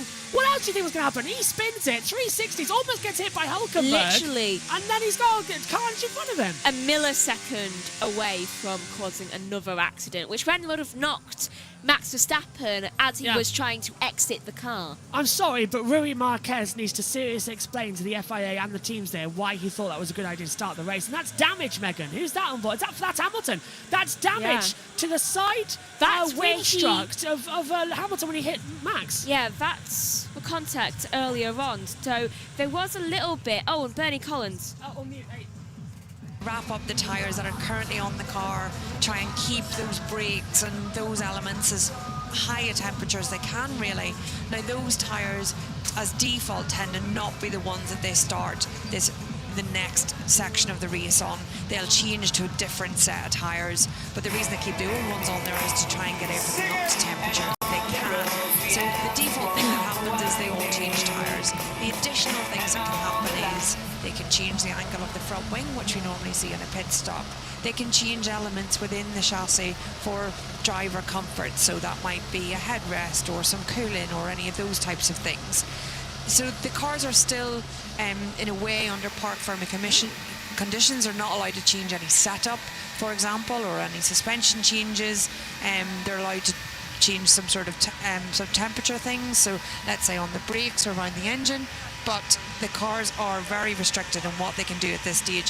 What teams might want to do, because we've had an extra formation lap and now we've had the red flag in lap, and they might want to start burning off a little bit of fuel. It depends on how much they've fueled the car at the beginning of the race. They tend to fuel it, allowing for a few laps of safety car, but now they have the opportunity, if they've got that number slightly wrong, to start burning it off. But it has got a lot sunnier down here, so do expect, at least for the moment, not having looked at the radar, that it'll continue under these dry conditions. A few other things just to quickly point out that will happen at this point. One is that Checo Perez, for any of his fans, that he started from the pit lane, but he did come in at the end of the formation lap, change onto soft tyres, and then was running those for the first lap of the race. So he's the one at this stage that's legal, let's say, on race strategy, because he's ran two sets of tyres. The other one is that I have a little bit more to double check on this, but that Bortoletto spin, obviously the restart point is not taken as they entered the red flag. It's taken at the last point that they could take everyone's position, which I think is sector 2 on that opening lap, which would mean that Bortoletto would be pushed back up the pack. But I just need to sanity check that once more. But that's something else to look out for, is that the order on your screens may not be the order that they're restarting. Yeah. Just to correct Bernie on that matter, that applies at the last possible point before a safety car. The red flag came out. There was no virtual safety car. There was no safety car. It went straight to a red flag, which means it's taken from the last sector on the last complete lap, which means this order is correct to how they're going to restart. This was Lawson, Megan, avoiding Max Verstappen, and he is now Red Bull's only chance of points today. And Lawson? You okay? That was huge. Is he alright? Yeah, he's getting out of the car now. Yeah. And it looks like Lindblad has been given a notice. This is Albon nearly noticing that spin and goes for the debris. And well, you've got to change tyres because you've gone through all that debris. Yeah, his risk of a slow puncture bit. Albon. Sorry, but what Esteban did is crazy. He's overtaking me in the middle of the crash. Yeah. That's true, but is that what you were noticing? Lindblad's been noted for yellow flag infringement as well. Yeah, that's what I was trying to say before the radios came up. Hulkenberg, this is the onboard. Whoa, he's in complete smoke. It was crazy with Gabby. Almost T-bone him. I know, I was watching. Yeah, good job, guys. He was laughing. My God, Nico Hulkenberg almost T-boning the side of Gabby Bortoletto. He avoided that by the skin of his teeth. I'm sorry, but the that was race... impressive. Can we give him driver of the day, just for that? The race director needs to be taken into a dark room and beaten, in the words of John Cleland. Max should be in the dark room. I have never in my life been more furious with a race director than right now. Because this is absolutely abysmal. Sorry. And here's Gabby. I commentate on... Now, this is Hulkenberg going with Gabby. Oh, I thought it was Gabby. I commentate on NASCAR and IndyCar. They wouldn't do The one rule is you've got to wait until the track is completely dry before you get going again. Who thought dry tyres, banking, Formula 1 cars is a good idea? It's so stupid. Resumption order is 1, 12, 63, 16, 81, 44, 30, 41, 10, 43, 22, 27, 23, 31, 14, 87, 5, 18, 55, 77, 11. So the only one there is that Bortolano goes back out of Stroll for 17th Yes. place. Right, let's go down to race control. Nico Rosberg is with Karun Chandhok. You can see the cars at front. It looks like he's a bit tighter on the banking to me. And first of all, it's wet there, huh? It's wet, dry, it's a mix of everything. It's incredibly difficult on slick tires to drive through this high-speed, fast corner. Is the hardest thing in the world. The Max is clearly tighter than everybody else. And when you look more closely, it looks like the dry patch is offset by like 50 centimeters from the inside. Yeah, so this bit still looks a bit damp, doesn't it? That's wet, and the dry bunch is like 50 centimeters offset, and he looks tighter than everybody else. And I think he just exaggerated a little bit there and just put a bit too much throttle down, and you're gone. And look, he's the greatest of the moment, the greatest driver out there, one of the greatest of all time. That just goes to show how difficult it is out there in these conditions. Absolutely. Let's take a look at it from Lawson's viewpoint, because actually I think this shows us just the positioning. You can see Liam's actually a bit wider here, isn't he? He is wider than Max, and quite clearly there's the point where Max's car started to go sideways, and Lawson is that, as you said, Nico, that little bit further away and just on the drier part. Like everybody else as well. So maybe Lawson here also made a better job in just seeing where the dry patch was, and that's why offset himself to the ideal line a little bit, coming out to the outside, that 50 centimeters to 1 meter, and that made it work for him. And probably that was Max's mistake. And Gabby Montoya got away so lucky, because he had a similar crash to Max, but didn't hit anything. This is crazy. This is so crazy. So he's had it much earlier. He's had a moment there. He's caught it, and then that would have scared him already. Then watch his hands. Or as you do as a race driver, you just keep it lit anyways. Well, and it just keeps going. It keeps going, and then eventually it completely snaps out of line. And yeah, I think we should probably say, Bortolano and Audi's got probably less downforce than the top cars, so he is fighting it a bit more. But how lucky was it for his teammate? And we've actually got Nico Hülkenberg's on board as well. I heard Anthony just talking about it on the radio, sorry, on the commentary. I haven't actually seen this, but I bet he gets a lucky escape. So there's Gabby, have the first moment. Snap. Yeah, go on, Nico. Yeah, first snap there, second snap, and then just cannot hold it anymore, and loses the car. Luckily loses the car, not like Max, who catches it and goes the other direction. And then here, this is blind for Nico, huh? Nico goes into absolute blindness. You just have a white wall where Nico drives into. He like sees this. nothing, huh? So here he just prays. He can just make a prayer and say, okay, I'm just going to keep going straight, and let's pray there's nobody there on the way. Look at it there. Now freeze frame. It's just can't white see a smoke. thing. And this is a horrible feeling as a driver, Very because of course that gets dangerous. I think the only way you could see was and now light. he reappears, and Nico can hardly do anything. But look at this reaction. Look at the reaction speed of these F1 drivers. Let's go back. Let's just watch it there. So blind, see him, boom, the hands go, and he avoids his teammate in an awesome move. I mean, spectacular avoidance. We'll just play that along. Watch this. He's trying to go this way, then he guesses the other way. And you're right, it's guesswork. Can you play full speed once, so we can, the audience can also see how this looks at actual race speed? Like, you can't even, it's a blink of the eye, the whole thing. Look, Red Bull, unbelievable. That is pure luck. It's pure luck to guess he went left. Yeah, but don't say it's luck. The reaction was there. The reaction was he there. Went straight. Yeah. And the reaction was there, and he managed to avoid him. I would say this was actually a lot of skill as well. I'll give it that. Anyway, so that's what we see. I believe you guys have got a start time, Harry. I heard you saying, so I'll throw it back up to you. 39 years of... I haven't seen a start time. I don't know. I haven't seen an instant, Megs. We haven't got a restart time. Certainly not from our point of view, from the box. Double yellow in sector 11 now, so I think any vehicles are off the track. And they're just cleaning. Our mother is struggling to find the Stroopwafels. Oh. I am sending her to where they are, and she cannot She find said them. that they were easy to find. Yes. Yes, I know where they are. I see them all the time. No, you don't. What this does do, though, is cut into our time for the IndyCar build-up a little bit. Yeah, but it'll be fine. Bernie Collins on the pit wall, Burns. Bortoletto, unfortunately, the red flag didn't come out until after they crossed the start-finish line. So that's why he hasn't made the gains that I thought he might have done if the red flag had come out a little bit earlier. There's a number of people now under investigation for yellow flag infringement. Lindblad, Ocon and Colapinto. Ocon's been already said no further action, and I agree with that. Race will resume at 33 minutes past the hour. After they were out of the double yellow sector. The other two, Arvid Lindblad and Franco Colapinto, both overtook in or around the Verstappen incident, but under the double waved yellow. So for me, that should be a penalty for both of those drivers. So that's Arvid Lindblad and Franco Colapinto, both overtook post the incident, but in the double waved yellow sector, which I believe will mean they have a penalty coming their way. Okay, thanks Bernie. We'll keep an eye on that one on our race control screens, and you can see on your screens as well a race control message. Race will resume at 15:33 local time. Well, Megan, the question of the hour is now, would it be a standing start or a rolling start? I think because it's only the last...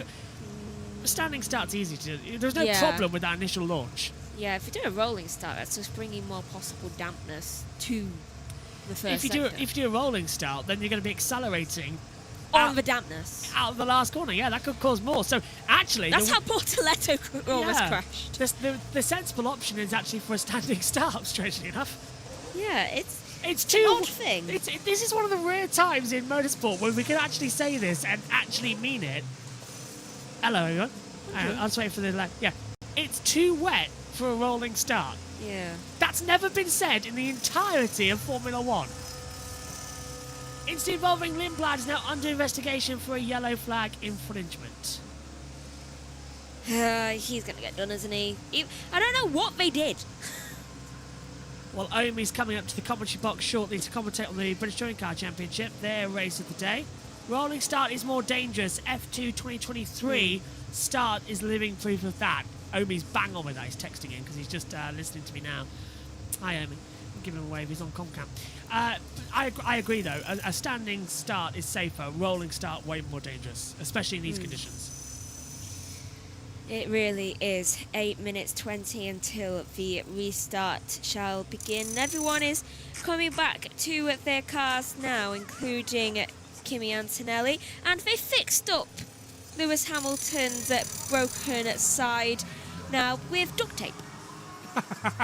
I watched them do that. Well, yeah, why not? Oh, no, she's got a stroop waffle.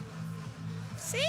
How hard is it to find? Well, if you're watching, which you probably aren't because you were probably in the car, that's what we mean. How hard is it to get some stroop waffles up to the commentary box? Very. I mean, come on. Making the decision. If I had £1 for every time the Dutch Grand Prix got red flag for I'm wearing this T-shirt, I'd have £2. Maybe it's that T-shirt that does it. Yeah. Well, it's the Dutch Grand Prix. You gotta wear it. Can I also be wearing black for Max mourning his chance at getting another victory? Oh, Mikas is walking back into race control to go see Max Verstappen. Right. Let's check in with the YouTube chat. Where are we up to? Balt's having zones. Yeah, where are we up to? Backmark. Oh, right. Ed says the back markers did very well not to be collected there. Silent Owl says it reminds me of NASCAR Daytona a few years ago. Gabriel says at JBMotorsports, if they are restarting from original positions, does that mean Perez will start from the pit lane for the second time? No. Perez can actually start the race in the grid. So he's deemed to have served his pit lane start. This is a race resumption, which means it's in a way, Megan, it's a whole new Grand Prix. Yeah, and to be honest, I think that's for the best in some places because, well, Bortoletto, it's given him a little bit of a chance to actually fix anything that he... Colapinto nearly completely wiped him out there as well. So that's why he's under investigation. Yeah, Colapinto made a flying start. This is the replay of the red flag. Max crashing and then Gabby spinning and almost getting collected by Hulkenberg. It was just chaos coming out of that last corner. So many good reactions from some of the drivers. Like a fighter pilot, aren't they? Yeah. I'd love to see them actually fly. Because they'd be quick. Some of them do. Some of them do actually. Really? Yeah, some of them do fly. I know Bottas knows. To continue on with the chat, so yeah, Perez will start on the grid this time. Max Verstappen's home race, and this happens really. Yep, sorry, Kid Latin. Also saying Daytona 2020 Coke 0400, bang on. Sam says we are so lucky with the safety that there wasn't we were so lucky with the safety that was a big one. Also, what was Ocon doing overtaking the crash? I don't think he had anywhere to go. I think Albon backed off expecting the red flag or a safety car, and there wasn't one. So I think Ocon, in that opinion, it was after the position. Right, Bernie Collins. Onto the hard, or for both of those, they had 2 sets of hard tyre available. Now they could just run a one-stop strategy, 2 sets of hard from here. So that would be a bit difficult if they do a launch off the grid, which I expect them to do, a stand and start. But that might be an overall quicker strategy to the end of the race to do 2 sets of hard tyres from here and a single pit stop in between. The other ones to look at are the Ferraris, who started on that soft tyre. Should they now switch it up and go on to a medium tyre and then do a medium hard one-stop strategy? A lot of the teams do have that 2 hard tyres available that I said, so it'll be quite interesting. I do, like I said earlier, I think it would be a risk for anyone definitely that went through any of that debris, so from P6 backwards to remain on the set that they started the race on. So the top 4 or 5 may stick on the set, but definitely the ones behind it I think will change it. One of the reasons for doing that actually is the fact that in the pit lane here, you don't always pick up a slow puncher when it's just sat in the pit lane here. Sometimes you need to have the car running around on track at a high temperature in order to be fully sure that there's not any damage to that tyre. So it'll be quite interesting, I think, to see if anyone at this restart has fitted that hard tyre. It'll be difficult off the grid, and I do expect there will be a stand and start on the grid. It will be difficult there, but it should be potentially a quicker strategy then to just do the 2 sets of hard tyres. So one to watch out for just when we get going again. All right. Thank you, Bernie. I'm just updating Blossom about Max's unfortunate crash. How's she doing? She's shocked and sad, and she don't have the greatest day anyway, because right now she's in Korea, so it's like 10:30 at night. So not the greatest news when she's about to go to sleep. Lindblad is under investigation for yellow flag infringement, as is Franco Colapinto, Megan. You might want to be writing those down. All I have to put is UI. Yeah, but Colapinto's now under investigation. I already put that. Oh, he's UI now. He's under investigation. I already put that. It's fine. Omi's watching on now. He's getting ready to do the formation lap. In fact, I might be able to pop his camera on if he wants his camera for the touring cars. I can do that. If you give me a minute. Is that a yes or no, Omi? I can't tell. Is that a no? You don't want a camera for the touring cars? Alright, there it is. I could do that. Hang on, where's my button? There's my button. Oh, he's not there! Oh no, he's showing the driver tracker. Oh, you just about see him in the bottom. We don't use that screen, you see, when it's just me and Megan in the box. So, 2.5 minutes into the restart, the safety car lights are on. We are still not sure if it's going to be a standing start or rolling start. It's safer for a standing start in these conditions because you've got the back last corner. That means that Norris would be backing them up coming into the last corner and accelerating off the banking. And that means half the field are going to accelerate on the banking, which means they're going to spin out again. Safest is a standing start. Rui Marquez, the race director, has got to start thinking like a NASCAR operator. I don't get what he was. We should get a NASCAR operator to do this. It's absolutely bonkers to me. Absolutely bonkers. Why on earth did you... it winds me up. It winds me up because that was a hard hit for Max, and Gabby going around, that could have so easily been a death. It could have. The way that... Especially for Bortoleto. Yeah, the way that Bortoleto was sliding back across the track and Nico Hulkenberg was in the position, if Nico hadn't turned, Anton Hubert springs to mind. Did we not learn anything? And the fact that Bortoleto's been driving and doing things so much reminiscent of things like Senna. And it really doesn't bode well that that's just happened. The race director needs to be... I don't even know... You never start a race unless you know everything is safe. And the fact that they checked 2 of the sectors, but not the final one. The one where the it's most dangerous hardest one. and where the banking is, yeah. The they one where didn't they check it. crash, even if it's completely dry. Yeah, they didn't check That it. shows a massive lack in safety there, and I really hope, George Russell, that you are going to say something, given you have a driver safety man. Yeah, the GPDA delegate. I'll tell you another thing, Megan, about that on the front there is I would have been happy to have lost a lap of the Grand Prix. Yeah. To avoid that. Because now, look, it's a 7-lap race anyway because of the red flag. Exactly. We'll restart, actually. I'd rather than be safe. Yeah, we'll restart with 69 to go because we lose lap 3. Wow. That's comedic. Oh, okay, I just heard Albon's radio. I've got Albon's radio. Should we play it before we get ready? 20 seconds to the green. I've not got Albon's radio. Okay. Either way, the race is about to resume behind the safety car. Now, this is also not in procedure. The safety car is supposed to speed off, and then it'll be a standing start. So I don't know if the safety car's actually already left the pit lane. It's supposed to be a metaphorical safety car restart. So it's effectively just counts as a formation lap to the grid. Yes, the safety car is gone. So the safety car is now metaphorically out there. And Lando Norris leaves the pit lane alongside Antonelli and Russell. They'll line up on the grid in that order. Bortoleto will swap ahead of Stroll. And we will be in for a race resumption. Omi, hello. Can you just give me a quick 1-2 on your mic, please, so I can test something on OBS before you get ready? Hello. Yes. That works. Hello, mate. Good luck on touring cars. Just say JB. I need to start, and I'll put you on for touring cars. Okay, right. We are all set then for the resumption. Safety. Now, with the safety car not being there, Megan, I was about to say, and it's come through now. It's a standing start. Good. Alonso's frozen. It's been freezing all the time for some reason. I'm going to check just quickly whether it needs an update. Oh, I think I might know why it's freezing. Why?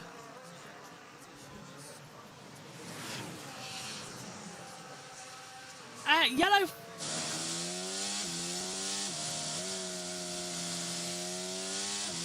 Right, it's raining again apparently. Soft for Norris and hard for Piastri. Not timed yet. We still have 1 hour and 57 left on the clock. Plenty of time. Oh yeah, plenty of time. The clock stopped. It's now a 2-hour race inside a 3-hour window. And Megs, it's starting to rain on the circuit as we get a standing start. Oh, the joys of Zandvoort being next to a beach. Why? Oh, and there's the official confirmation. Let's see. I'll tell you what, at least that last sector looked a little bit dry. Where is it raining? Sorry, I didn't see. Did you see rain? No, but that thing's come down, and I'm going to guess sector 2. I'm just checking that that new... I've positioned the FIA portal in a good position for you all, because I know some people complained that it was a bit small. So hopefully that works for you. So Norris will line up again. Oh, they don't have shoe waffles anymore. Oh, Bateman's off! Bateman's off in the Haas! Now, has he spun or just come to a halt? I think he's just come to a halt. But what's happened to Stroll, Sainz and everyone else? Oh, my engine broke. Oh, no! Okay. Everything broke, everything turned off. Hang on, we're going to have to abort the start. We're going to have to abort the restart because, look, Lance Stroll has held up Sainz, Bottas and Perez. They're only at turn 11. And Lando Norris has been on the grid for more than 30 seconds. And Bateman's stopped on the circuit. We're going to have to abort the start. Now, how do you abort a race start? Well, hang on a minute. Frustratedly. Hang on, are they going to wave the green flag here? Is that No, We've still got cars coming to the grid. This is ludicrous. What's going on? Don't you dare wave the green flag. No. We've got Stroll's under investigation for not maintaining 10 car lengths. So's Sainz, so's Bottas, so's Perez. You can't wave the green flag when there's a yellow flag on the track. Lando Norris has now been sitting on the grid for over a minute. This is not good news at all. What are we playing His engine's going to go cold. Hang on, there's more drivers on the right side of the grid than there is on the left. The start has been aborted. We now have an extra formation lap. It'll be so this is now a 68 lap race. We can't even restart the race. This is ludicrous. What is going on? We are losing seconds every single time. Lance Stroll got a red light at the end of the pit lane. Thank you, Warren. Sainz is also in the wrong position on the grid. Yeah, because there's too many different positions. Sainz, you are meant to be...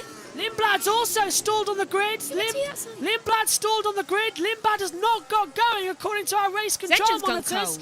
And Lindblad's dropped right to the back according to our timings. Where's Lindblad, Megan? Hold on. Arvid Lindblad, there he is. Arvid. Has he got going? Yes, he has now. Oh, a little bit of difficulty turning with his suspension. Well, this race is turning into an absolute calamity. And Lando Norris is accelerating. He's just gone again. And Sergio Perez has just left the start line. Norris is not, but Norris is at turn 10. Kimmy, slow down. No, Norris is at turn 10. Perez is at turn 1. Why isn't Lando just back them up? What is going on? As I think Bottas... So, yeah, Behrman's been pushed back. Behrman's good. Can Kimmy and Lando slow down?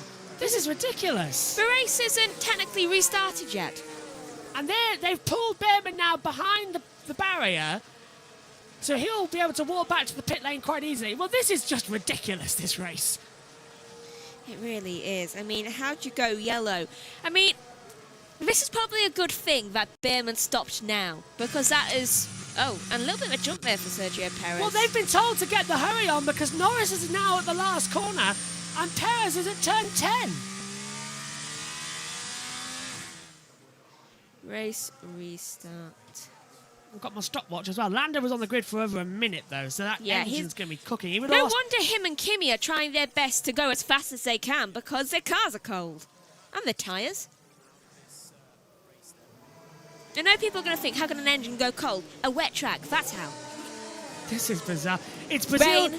Yeah, it's raining at start-finish. Oh, great. Now it's damp there as well. It's only spitting, though. Well, the Shrew says Brazil 2024 all over again. It really is. Right, Lando's on the grid now. Let's start the stopwatch, see how long he's going to be sitting there. Well, Perez at the back, so it's only going to be about 40 seconds maximum. So, and oh, hang on, that's Antonelli. Antonelli's front left brake is smoking on the grid. That needs to be extinguished quite quickly. He's got too much temperature in there. What's going on? So, yeah, his brake's going to catch fire. So he's going to have nothing down to turn 1. That right there. Here we go. We're good for a start this time. I'm staying with 68 laps to go. It's lap 5 of 72 for the second time today. We're going to go racing. There's light green flag. First time we've had a standing start resumption here. Come on then. Come on. Revs up. Blue lights. Now 1, 2, 3, 4. For the second time today. It's lights out. It's a good start for Norris. He comes across Antonelli down to turn 1. Russell's going around the outside. Antonelli's going to have the first corner if he's not careful. He nearly takes out Norris, and Antonelli leads. Norris goes wide. That allows Russell to get on a slipstream down towards the Gluckenbach at turn 2. Nothing done. Antonelli leads. Then it's Norris second, Russell third, into turn 3, and that is 3 wide coming in the exit. That's Lawson in there. Sonoda up and past Hülkenberg. Sonoda's getting into the points, and look now at Leclerc all over the back of Piastri. And trying on the inside, and look at Piastri making a brilliant move on Russell down into turn 6. That was superior. And look at this already now. Look at Leclerc trying to go around the outside. Softer tyres making up faster than those on the mediums. It definitely seems that way, and it seems like Fernando Alonso's just got past Bortoletto, and then Colapinto managed to make his way past Sonoda, and Alonso managed to get past Ocon as well at the same time. And Leclerc nearly clipping the back of George Russell. Lindblad's transponder's working again. Lindblad's back up to 8th position, and he's been given a drive-through penalty. Bad timing. A yellow flag infringement, so I think several drivers are going to receive That's that. That's the original one. Yeah, Colapinto will as well. Yeah, I think so. Colapinto might do as well. We'll keep an eye on that when it comes through, but a drive-through penalty now on the mentality. What an awesome start. Right, now, how are they all going to make it through the drying banking this time? By the way, I think Antonelli's car was smoking the brakes just because it was burning off the excess water on the brakes. He's already pulled out 0.8 of a second, Megan, at the front on the end of this opening lap. So timing screens are glitching ever so slightly, but it is Antonelli leading from Norris, Piastri, Russell, Leclerc, Hamilton, Lawson, Gasly, Hülkenberg. Ocon's having to 13th place. Speaking of, do you know what? He was just saying on the radio, my race, my race. So I think that's his chant. That's Russell. Russell's back ahead of Leclerc. Russell's back ahead of Charles Leclerc now for 4th position. So Leclerc's lost out. I think we're about to see Yeah, he's gone through. He's gone through. Yeah, brilliantly done in the first sector. Oh, rain. Oh, more rain coming down here. That's either rain or spray. It's not too bad a rain at the moment, is it? It's just light rain. Overtake has now been enabled by the stewards. Antonelli 7/10 of a second ahead. Hulkenberg's had his lap time deleted. He was off track turn 3 on that restart. And there's the rain again. Coming down from our race control FIA light panel. So it's down at turn 4. Norris and Antonelli have taken off. Piastri's backed up. He's 2.5 seconds away already. And Norris is on Antonelli down towards turn 1. Yeah, those two are just going right at it. I think the reason why they're able to get so far ahead of the rest of the grid is because, like I was saying on the restart, they were going quicker than everyone else were. Fresher tyres, hotter temperatures, and Antonelli really aced the start, didn't he? Piastri now under attack from Russell and Leclerc, but Leclerc is needing to get through. Where is it raining out there? We can't tell. Start finish straight. Start finish and turn 4. Here's Oscar Piastri. This was that move he made on Russell down to turn 6. Bold and brave. Oh my God, that's beautiful. And see, rain on the cameras. Yeah. That was perfectly done by Piastri just then. Track temperature's high. The water should just burn off the track, says Warren. Yeah, track temperature at 35.1. So it is raining somewhere, but it'll just burn off. It's that psychological rain where you can see it on your visor, but it doesn't actually do anything to the surface. Carlos Sainz. Track conditions are good. Franco Colapinto, drive-through penalty. Again. So a second one for Colapinto. I'm surprised it hasn't just been 10 seconds here. And yet the man who passed someone, he doesn't get anything. And I don't even know what the other twos are for. Yeah, it's completely fine out there, isn't it? Ocon's been spared. Yeah, oh, wow, that's a strain. Hang on a minute. You mean it's not a 10-second time penalty for Esteban Ocon? No, it's been given to other people. He made a deal with someone, he must have. He has made a deal with the devil here, the Dutch devil coming into it. Yeah, must be coming into it. Where is Esteban now? He's down in 13th place. Got Albon just ahead of him. Possible class half rain in 3 minutes. It will not last long. Do you know what? You said that. Hang on, class half? No, that's class 3. That's translated wrong. That's class 3. Class 3 is too hard. Class 3 is heavy rain, but I'm not seeing any heavy rain. Oh, then again, there is a big black cloud just coming in over Zandvoort. Yeah. So, I don't understand class half. Glass half full. Yeah, I was about to say that. Is it a glass half full situation? How much rain?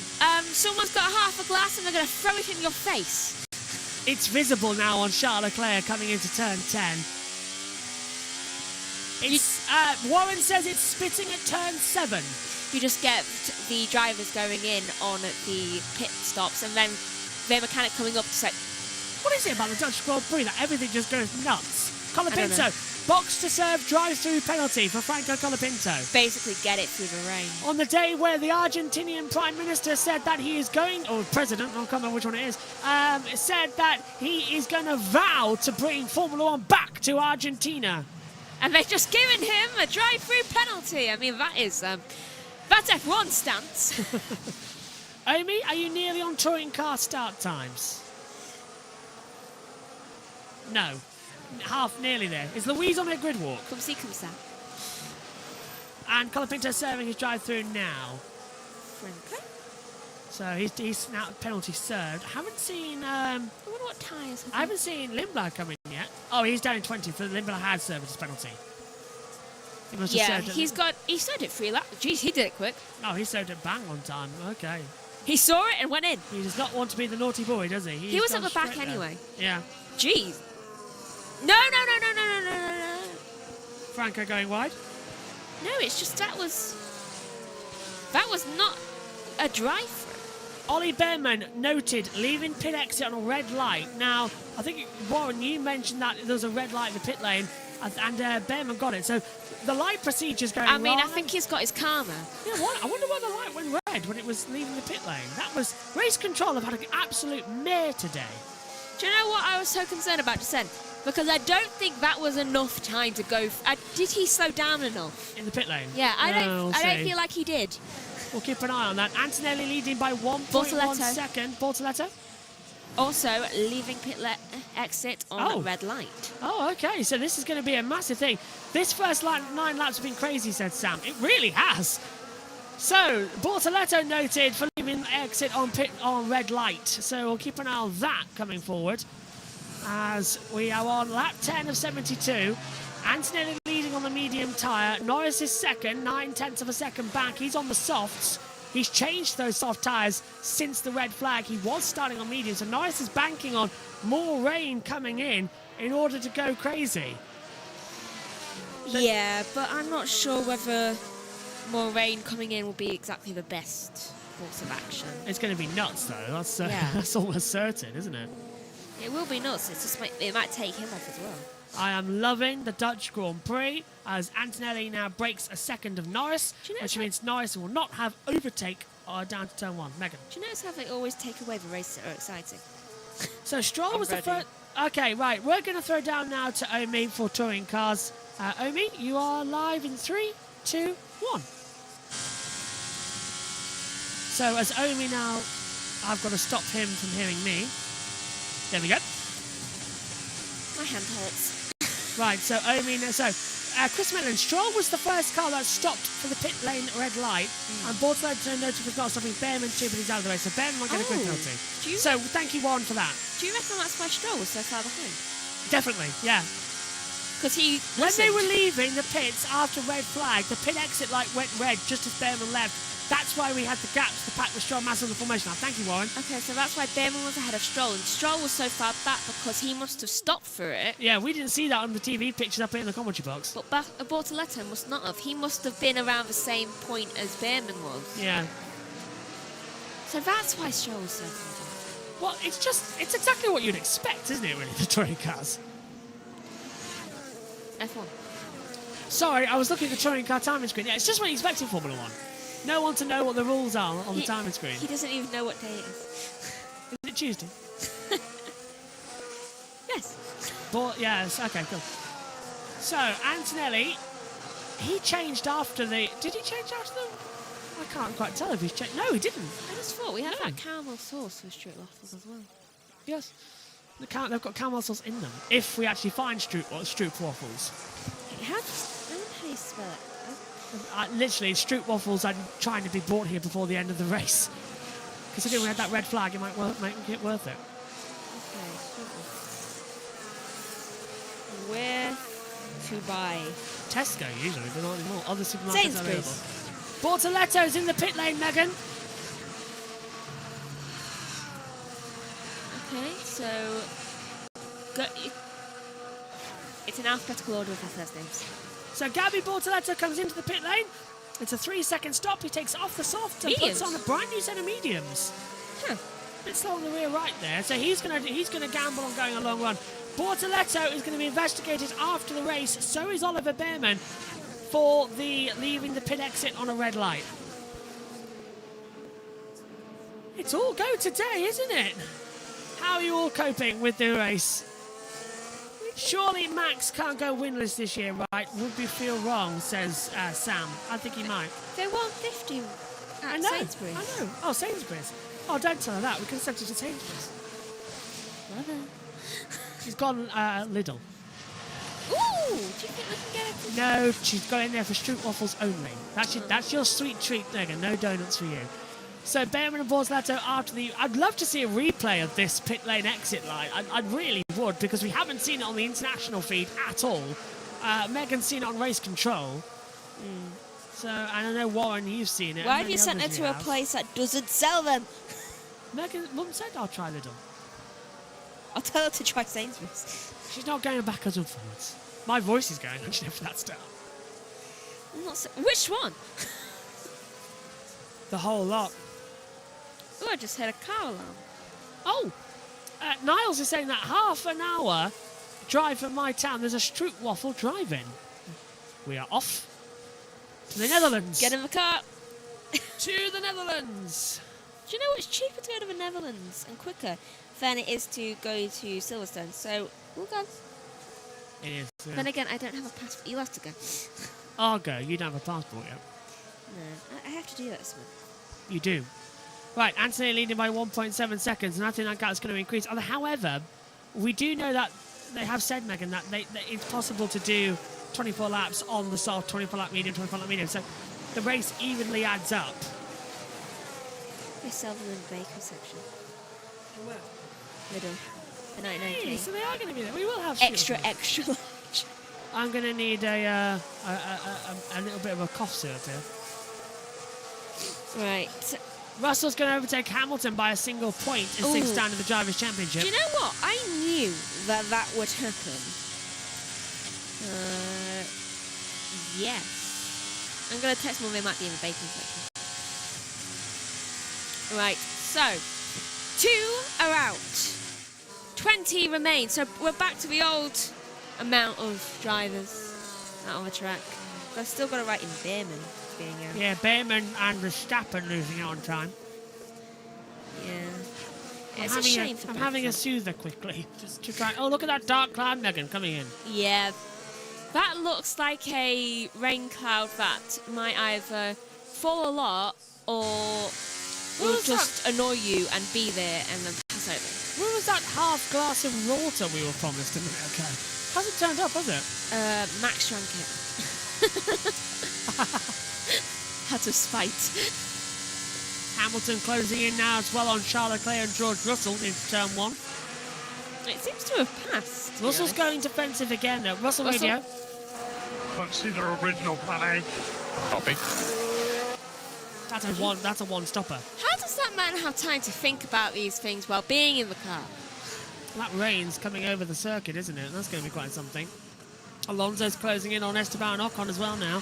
I could not multitask. Over 12th position. Right. Yeah, how does he multitask? I've absolutely no idea how he does that. George thinks about so much in there. Very weird, do I have to have a mid-race soother? That's how much my voice is stretched after the opening 15 laps of this race. Ian Birch is wrong. Anything can happen in the first 15 laps, not the last. It's okay, we've only got 58 left. Almost 4 times the amount you've already done. Could someone pick up some extra soothers? Thank you very much. Warren says, championship lead for Kimi to George will move to second with 69 points. Bang on. Of course, there is the distinct possibility that Kimi might crash out if that rain hits. But even then, he'd still lead. I'm surprised. Do you remember that massive downpour in 2023 and everyone was stuck on the dry tyres? I'm surprised you didn't see anyone go off at the banking then. No, that was... It was always turn 1. That was a surprise back then. I definitely thought that they would have gone off. It was the first corner that had the majority of the problems that year. I think it's because everyone that year tended to stay quite high on the banking. But this year, for some reason, because Max thought it was okay, he was quite low on the banking. Norris radio? I know. How are the tyres? How's the pace? I'm pace 0, mate. I got nothing else. Like Ian Beale, he's got nothing left. Stroll pits for a 2.6 second stop, puts on, I believe, a new set of mediums. Let's see how little pace he's got right now. He's doing fine. He's in second. He's got no pace, yet his first sector is a 10th of a second faster than Antonelli. And his second sector is 2/10 of a second faster than Antonelli. Tell me, Lando, what do you think is a good pace? It's not good enough. Unbelievable. Isn't he currently one of the fastest people on the track? Last lap time was a 1:17.192. He's one of the fastest people on the track. Megan, I'll correct you. Lando Norris is the fastest driver on the track right now. By 0.3 of a second. Jeez, what did he think of his score reports if he thinks this isn't good enough? His last lap times, Antonelli won 17.3, Norris 17.1. I've noticed Lando tends to have a little bit of perfectionism. If he's not first, he's not doing well enough. You're already going as fast as you can as Alonso gets past Ocon for 12th because Ocon enters the pit and surprisingly not to do a drive-through penalty like his teammate. Levels. How's the tyre? It's okay. Better than medium. Copy. His teammate should have. She's in Lidl. Wait, did Behrman get one as well? Considering Lidl is Dutch, isn't it? Did Behrman get a drive-through as well? Best made after the race. So, Ocon... Leaving the pit lane on red light, Behrman and Bortoletto after the race. I thought he did get a... Here is Gabby Bortoletto on the back of Sergio Perez in 16th and 17th positions. Oh, hello! Into the pit lane comes George Russell. Ferrari responding. I wonder if Hamilton. No, they're not. Right, Russell boxing as Bortoleto goes on the inside of Sergio Perez down at turn 10. They're wheel to wheel. Russell has a good stop, puts on the hard tyres. Bortoleto's trying to go around the outside and gets ahead of Perez, coming down into the Hans Ernest chicane. Brilliant for Bortoleto. Now is Russell going to get out ahead of Hulkenberg here? No. Hulkenberg gets ahead of Russell. Uh-oh. What have we got? That. Massive rain cloud coming in over turn 1, isn't Oh there? yeah, Mercedes getting choppy. Yeah, it's going to rain. Okay, good. In about 10 to 15 minutes. That red flag has pushed us more.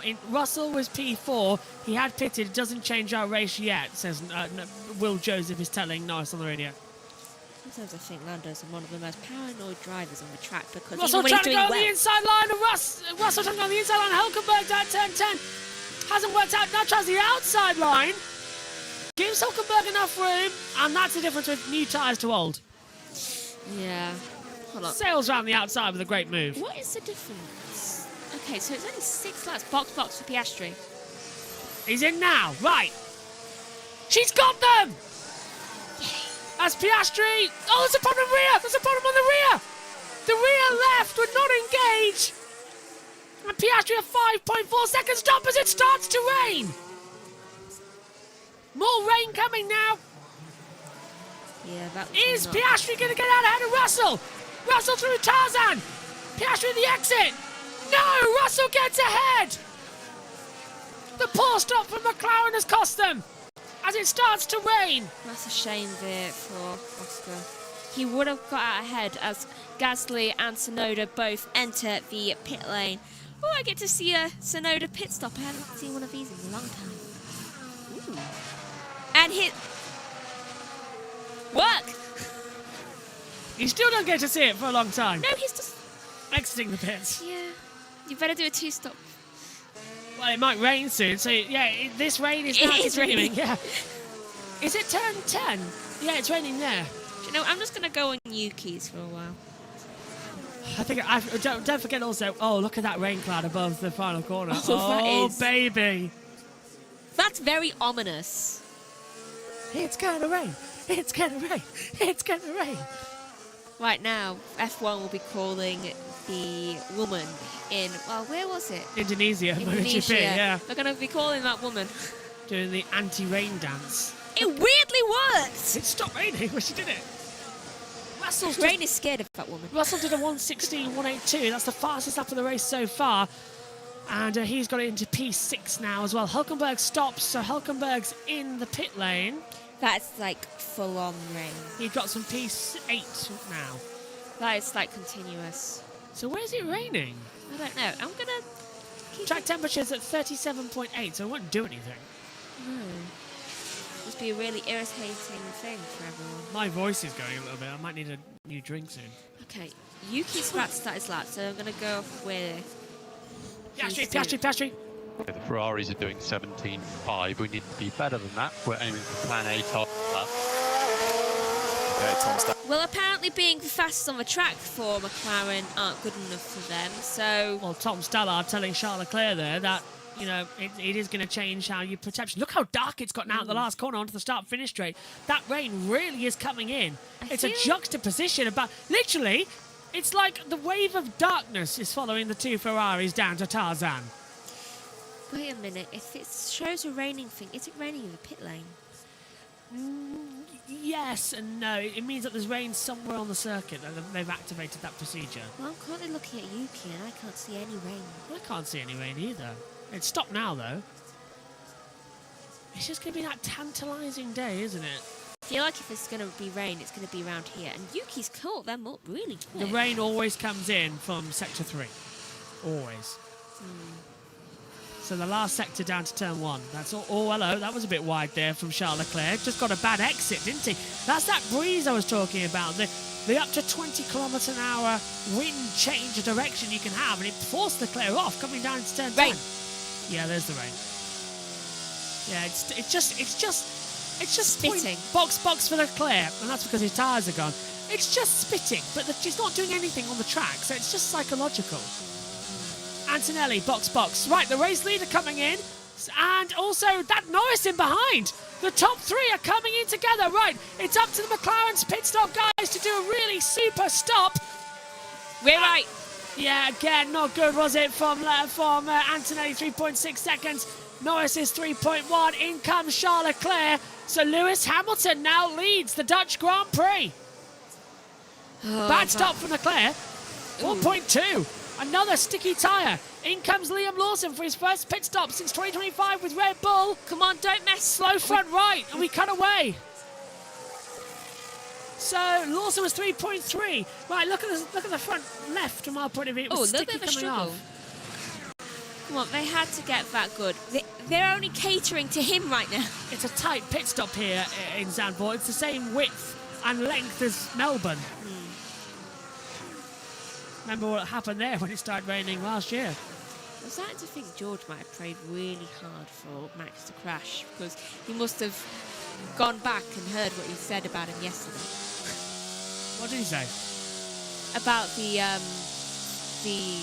unsafe release. Oh, about yeah. crying. George would be crying about it, yeah. Yeah. So I feel like George will just be like, right, I need to find someone. Can I just point out, Max Verstappen is God round these parts, and look how many Dutch fans have stayed in their seats to see this race. They know it's a good one. Plus, they're now cheering on Lando Norris, who's got some Dutch blood as well. Belgium and Dutch blood. Belgium and Dutch? Belgium and Dutch blood, yeah. Really? I didn't know that. But so is Oscar Piastri. What hasn't Oscar got? Oscar's got a bit of everything. He's even been adopted by Monaco. Yeah. Oscar Piastri Leclerc. He's Charles' practice baby. Yeah. Still don't know. I mean, from the obvious shot, there's been no official announcement. We think she's pregnant, don't we? Yeah. So if they are pregnant, congratulations. You're going to be a wonderful father and a wonderful mother. Especially with her iconic resting bee face. Yeah. Just to the camera. Reminds me a lot of David, actually. That's, doesn't it, now you think about it? Isn't Day watching these back as well? Yes, he is. Hello, David. 10 o'clock in the morning over there. Is it? Oh, yeah. Morning race. For them. Hello to everyone stateside as well. Oh, that reminds raining me. again. Will be It's raining again. I love how it's having continuous rain, and it probably does not rain nearly as much here than it does when it is a race weekend. It just means like there's some spots that have been detected out on the circuit somewhere. But look how dark it is, Megan, at the last corner. You've got a feeling if it's going to rain, it's going to be there, isn't it? There's no shade there, but it's completely pitch black. And even the start line's looking pitch black now. Do you know what I always worry about? The fact that hill, mud sliding down it. Me too. No. I've often thought that. Again. Rain. Hamilton's still leading, by the way, by 5 seconds to Antonelli. He's on used softs as well. Well, he's on new softs, isn't he? Because the red flag came out. Yeah. So he's... Oh, and here we go. Lawson on the inside line of Albon at turn 1 at Tarzan. That's a good move from Liam Lawson. Up into 7th position now. And Lindblad is being attacked by Gasly. And Gasly nearly locks up and goes over the back of him. And there's the rain at turn 3. So it's coming in from sector 1. Yeah, it's blowing off the sea again. Look how dark it is now at turn 10. Oh, jeez. Let's see if we can see it on Yuki's cam. I'm sticking with Yuki. I've missed him. When it rains at Zandvoort, it comes down not by the bucketful, but by the oceanful. Tyre update Wednesday. Tyres are okay. Lewis is good for tyres. Lewis is good. Well, How? Lewis is a tyre whisperer, let's not forget. In these conditions, he knows how to work it. He's never won the Dutch Grand Prix, Lewis Hamilton, since he came back in 2021. Oh, then I kind of hope that he wins. Max won 3 in a row. McLaren won a twofer after Norris and Piastri. Don't they take it in turns, so this time is Norris? I think George yesterday was the first time we've had a Mercedes victory at this circuit at all. Oh, that's very late there, coming in around the outside again. This is down into the Hans Ernest chicane, and we are watching a battle between Nico Hülkenberg, Pierre Gasly, and Arvid Lindblad. This is 11th for Lindblad, Gasly's 12th, Hülkenberg 13th. Hulk is trying to smash Gasly very quickly and get past him, as it's still a lot of cloud cover now coming in. It's not a question of when it's going to rain. It's not a question of if it's going to rain. It's a question of when it's going to rain. It's battle between Hamilton and Antonelli now coming in. Megan. Waffles here. Oh, good. I I'm getting to see the behind the scenes of this little battle right here. Because Yuki's right behind him. Megan's on Sky Race Control, keeping an eye on anything. Box for Hamilton. Where is Hamilton? He's My coming into tyres turn are 13. fine. Okay, we understand the risk, but we're going to box you anyway, even though you don't want this. Well, he puts him Can back. we trust the 7-time world champion? It puts him back on strategy, though. So He can go a bit longer. Yeah, but if these softs are fine, then put him on hard tyres to the end of the race. Make it a one-stopper. Wait Right. until 40. Right, Antonelli takes the lead of the race. Hamilton comes in now. He's 3 laps, but it's raining again.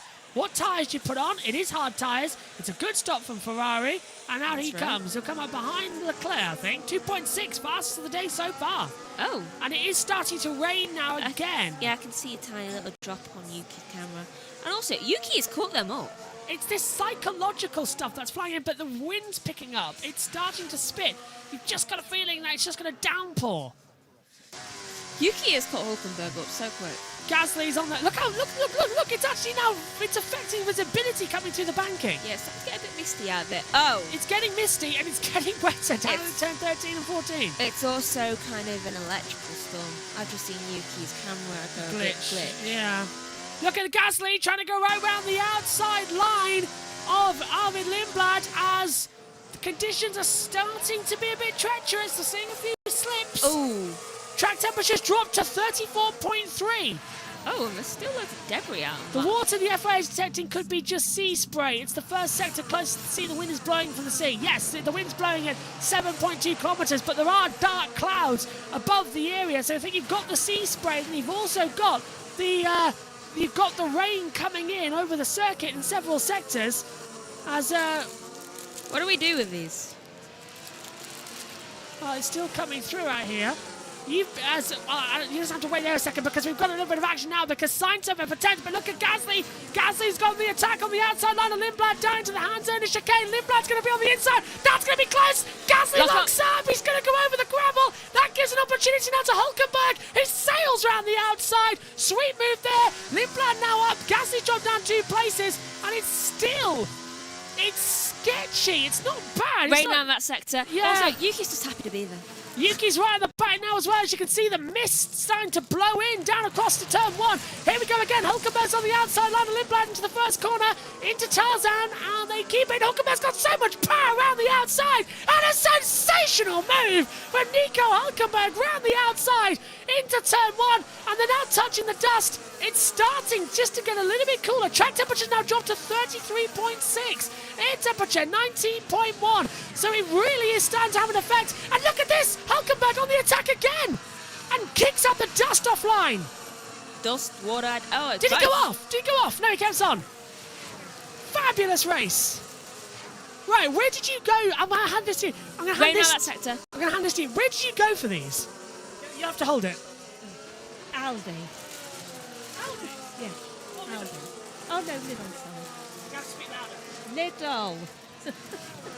That's mom's where I get my quieter voice when I use Gasly's still coming up. He's trying to go around the outside. It's starting to rain. Talk around the back, actually. So where did you go? Lidl. How much? 260 something. 260? That's not bad. All right, thank you very much. We have the Stroot waffles. So we have them for the weekend. I'm trying to, but the pit stop's going nuts here at the moment as they come through. Right, here's more drama down to turn 1. Look at the rain now starting to come down in sector 1. And on the inside line, a little bit of a lock up there as well as Gasly tries to pass Lindblad.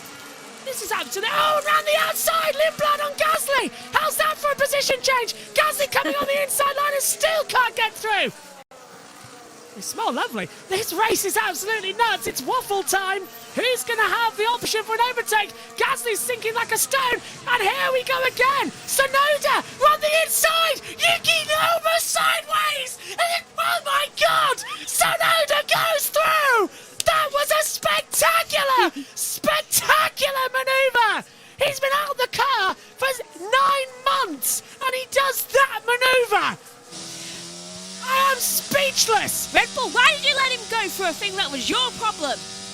That is absolutely incredible! Right, waffle time. Let's have a... People ask on air, there they are, the Stroot waffles. I miss Yuki a lot. It's like a Lotus biscuit with caramel in the middle. like one. They're delicious. People have always asked us to do food cuisine. You can't do the ostrich Grand Prix without a sweet street waffle. Right, I'll stop eating now. Oh well. Lap 29. I'm running out of superlatives, Megan. You're fine, Tom. Tip, do them in 30 seconds in the microwave. Ooh, okay. Right, there's a move going on there. It's starting to rain again, Megan. Antonelli lapping traffic. I should go get my drinks. Oh my god, this race. We'll melt them in the microwave. How much have we got left? Oh, plenty. Got plenty there. 7. I'll just do them up in the packages so they're going to stay off. What a race! It's raining again, Megan, apparently, somewhere on the circuit. It's actually really good. Yeah, hang on. There we go again then. Ferrari going wide. No, I'm good, I've got it. This is on board with Charles Leclerc. I could have just done this, you know. This is on board with Charles Leclerc as Piastri is ahead of him. There's some sea spray coming and some more rain filtering in around the circuit right now. I think it's good, Josh. As we've got another advantage for wet weather tyres. How's that one-handed? How the hell did you do that? I know, I can hold a lip, Mike, don't worry. Right, it's now starting to rain in every sector on the circuit. We're getting reports of rain, and that's not just any more sea spray like it was in Sector 1. This is now starting to drip all over the circuit. It is. So this is go, go, go, go, go time. Is it enough to wet the track? Will we need intermediates? Even in... We only used intermediates on the way to the grid. Max used a full set of wet tyres, actually. We started in dry weather, remember? We have yet to use the intermediate tyres in an actual race session this year. We've only seen them use them once this weekend. Yeah, that was on the way to the grid as well. We had a few go out there in pre-practice 1, didn't we, on inters? More rain coming down. Oscar locks up a little bit down to Tarzan at turn 1. Leclerc's on the back of him now for 4th place. Really good. Hamish is inching closer to that. I'm just letting Omi listen in, see where he might need me. I'm going to need my drink in a minute. Omi, only you can hear me, apart from everyone on the F1 feed. When you've finished, just sign off and then a signal with a thumbs up. It's quite funny there. I'm talking to Omi, who's doing the F1 the touring car broadcast. They've just finished. Right, but Megan, this race is awesome. Awesome. Agreed. And look at Leclerc, he's on the back of Piastri now. I'll let you eat a bit more of your waffle because I've almost eaten the entirety of mine. Right, so Charles Leclerc is currently trying his best to catch up to Oscar Piastri. And it looks like he wants to go around the inside. Clearly from the GPS, strategy 4 for Norris. Predicting the rain then. So they're heavily predicting that. Looks like Charles might want to go around the inside. He's catching up, closer 2.5 tenths behind. Oh, he's lost a little bit of time there. He lost about 1/10 of a second. Just checking something, because apparently there's been a fire in the touring cars. Was what? Yeah, missed it. Can't see it now. As they continue on. Oh, wow, okay. Typical. Fire in the touring cars. One place has fire, one place has rain. It's all go today, isn't it? But what's later on going to bring? Right, so lap 32 of 72 right now. 41 laps left to go of this race. Currently the fastest man out there is Lewis Hamilton, who's just setting a purple sector 2. Just having a look at the fire that's happened in the touring cars. It's for one of the restart races. It's Dan Lloyd's car. Dan Lloyd's car's caught fire, isn't That's it? really set fire. Alonso, what's that? Alonso what? Alonso's still out on softs. Yes, he isn't. Yes, he is. This race is crazy. Something just a bit chaotic. It was in my Norris. ear. I think that was the FIA systems. Yeah, I think they've just had water on their cameras. Right, Leclerc's got DRS. Oh, there we go. He's got overtake on the back. Is he going to make a move with Piastri into 1? No, he's not. Old school DRS. No, it's active aero situations now. I feel like this race has just shot everything up into oblivion. I don't think it's actually... We've got 40 laps to go, by the way, remember? 40 laps? Still a long way to go here tonight. But we're not expecting... We should have rain, but it's not raining. Do you know what I mean? It's like tempting Come here, little Zandvoort. I'll soak you with rain. And now I want to watch Hocus Pocus. I've been wanting to watch Hocus Pocus for ages. Only a month to wait. Woohoo! Right, Lando is chasing Antonelli. Right, Antonelli's on a level lap hold hard tyres. Norris, 11 lap hold hard. But Norris has been lapping faster than Antonelli over the past 5 laps. Still not good enough. He's right at the back of him now by 7/10. No! Oh, Norris twitches! We should start speaking about it. Yeah, he's just coming out of turn 13, almost went into the gravel. Takes his hand off the wheel just to go, whew, I'm breathing okay. I'm breathing. It's like, am I fine? Am I fine? I'm still here. That's fine. Rain on the camera lens for Charles Leclerc coming into the last corner. So sector 3, like you were saying, comes in through the last sector. I'm just going to go grab my drink and also... No, you're not, because here goes Charles Leclerc diving on the outside of turn 1 on Oscar Piastri. Piastri goes deep. Leclerc gets the undercut. Now down towards turn 2. Surely Leclerc's got it this time. He's going to force Oscar wide. Oscar goes on the dirt. He goes down low. Leclerc swings high, and it's sweet second. And Leclerc through into 4th. A sweet move. Piastri almost loses it on that exit as well because his rear wheel, his right, accidentally caught a little bit of the white edge of a curb. That's going to give the advantage to Lewis Hamilton now, isn't it? So Hamilton's going to close in on the Delta. Lost time now. What a run. Fantastic racing. Right, I'm going to go grab my drink and also... What, you sure? Because here comes Hamilton on Piastri. Can Ferraris will stop all overtakes? Here we go. Hamilton's coming for a move down in towards the Hans Ernest chicane. No. Why do I feel like you were... Oh, rain on camera lens. Yeah. Feel like you were thinking Gruber now. Hans, booby. Right, you want to watch Die Hard now, don't you? Yeah. Thanks for putting the seasonal movers in our heads, everybody. Gasly on the back of Lindblad, also making a move over 11th position. Here comes Hamilton. Hamilton on the attack now on Piastri down to 1. Piastri goes late! Whoa! Piastri goes super late! Almost sends Hamilton into the sky! And Hamilton goes through into turn 1. Oscar Piastri, late defence, almost sent Hamilton flying. Oscar, little question, do you want to? I thought that was going to end so differently for a split second. Why is he letting all It's raining again. Past? I don't know, but now look, Piastri's on the back of Hamilton as they come down towards turn 6. Hamilton's on the sand as well. It started raining somewhere on the circuit once more. This race is absolutely incredible. This is the best of the season so far, hands down. George Russell's car just looks so shiny there, going past. It's so juxtaposition. You've got sunshine for the first half of the track, and then the last half, it's all in darkness. Sunshine, lollipops, rain. Yeah, literally, sunshine, lollipops, and just rain, rain, rain against the dying of the light. I know it's rage, but it's raining, so I've got to change the line. Situation. Right, this is onboard Hamilton. That move he did there was quite dangerous. And with Lewis on that one, who's that coming out of the pit lane? Is that one of the Aston Martins? It's Alonso. Fernando Alonso coming out ahead of Lando Norris. Now they immediately gets out of the way. Well, yeah, because Alonso's a lap down, and it started raining again. There's a blue. Not my problem. There's a blue flag as well. But the computer indicating that there's some sort of... Yeah, there it is again. Look, and more blue flags now getting activated. Cue the blue flag song coming into this. And it is raining again. Only 12 people on that. That is... half the field. Yeah. Go get your drink. Yeah, okay. Lap 36 to 72. 37 to go. This is the halfway stage of the Dutch Grand Prix, the final Dutch Grand Prix. All hell is absolutely breaking loose.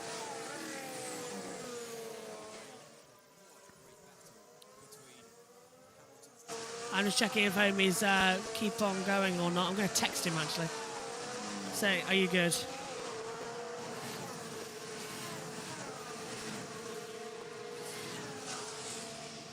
More the drama further back.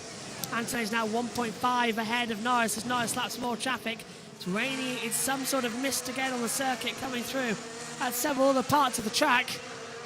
Antonelli from Norris, Russell, Leclerc, Hamilton, Piastri, Lawson, Hulkenberg, Tsunoda. Gasly has the top 10 as they come into it now. Thank you. As they continue to attack. Megan, if that rain comes down again, who's going to be the first to pit? I can't even hear you on that microphone. It's really not set up for you, is it? Lando! Lando. You talk like probably Lando. Is that an RB slowing? That's the lap traffic. That's Lawson lapping traffic. Okay. Good. Those cars should be slow.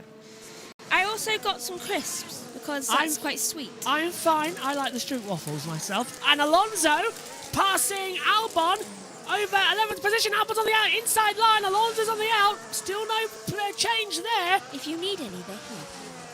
And Alonso still can't get ahead of Alexander Albon. What a great little battle we're witnessing here. Those aren't very cheesy. Being asked how is it in the commentary box. Nuts. It looks like a cafe. Well, where is his street waffles? That sounds so posh for some reason. Right, so I'll do a video for Personalski. It's long. It's very long, and it's only halfway in this race. Timing's all working. Street waffles. But yeah, I think we're enjoying it. It's a good race so far, isn't it, Megan? It is. Yes. Somebody asked how's it going in the commentary box. Antonelli by 0.8 of a second. Yeah, there's not many there's not much cheese on these. Obviously not true. These are gorgeous. You're gonna have to get them more often. Alonso trying to go on the outside of Albon. See, whenever I have something sweet, I always have to have Alonso and Albon making battles. Albon's back ahead of Alonso. Black and white flag Piastri for driving erratically. I suppose he was driving a little bit erratically. Stop! I'm not. I'm getting a spider off you. Oh, what? A spider was on me. I went to move it, but as you did, you moved your hand up and it went onto you. Is it away? Yes, I pushed it off you. It's fine. Where is it? In your hair. I don't know. Oh, look at Alonso! Dive bombs on Albon and one at Tarzan. They are in an absolute battle. I need you to make sure it's not. That's what I was trying to do, but he sat down. Fernando Alonso gets back ahead. Piastri's black and white flag was for driving erratically. But Megan, Alonso and Albon have been battling like crazy in today's race. Yeah, they really are. I mean, I think they'd make good teammates, to be honest. Ah, is it there? It was a piece of fluff. No, you're all right. You're fine. You could have said, oh, it's just some fluff. Megan is not doing I'm a Celebrity, Get Me Out of Here. No, I am not. Right, so lap 38. Turn 1. Incident. I'm just waiting. Omi, thumbs up if you're okay. Yeah, he's good. He's good. I'm worried about him because he's been commentating so long on the touring cars. I think he's doing the reverse grid draw for us. Right. Norris is now 0.7 behind Antonelli again. So the battle is on between last year's world champion and the reigning champion versus the prospect world champion. Now he knows how every other champion feels. We're watching Ralf Schumacher, son of legendary world champion Michael Schumacher. Now the boot is on the other Schumacher. That's a famous Murrayism.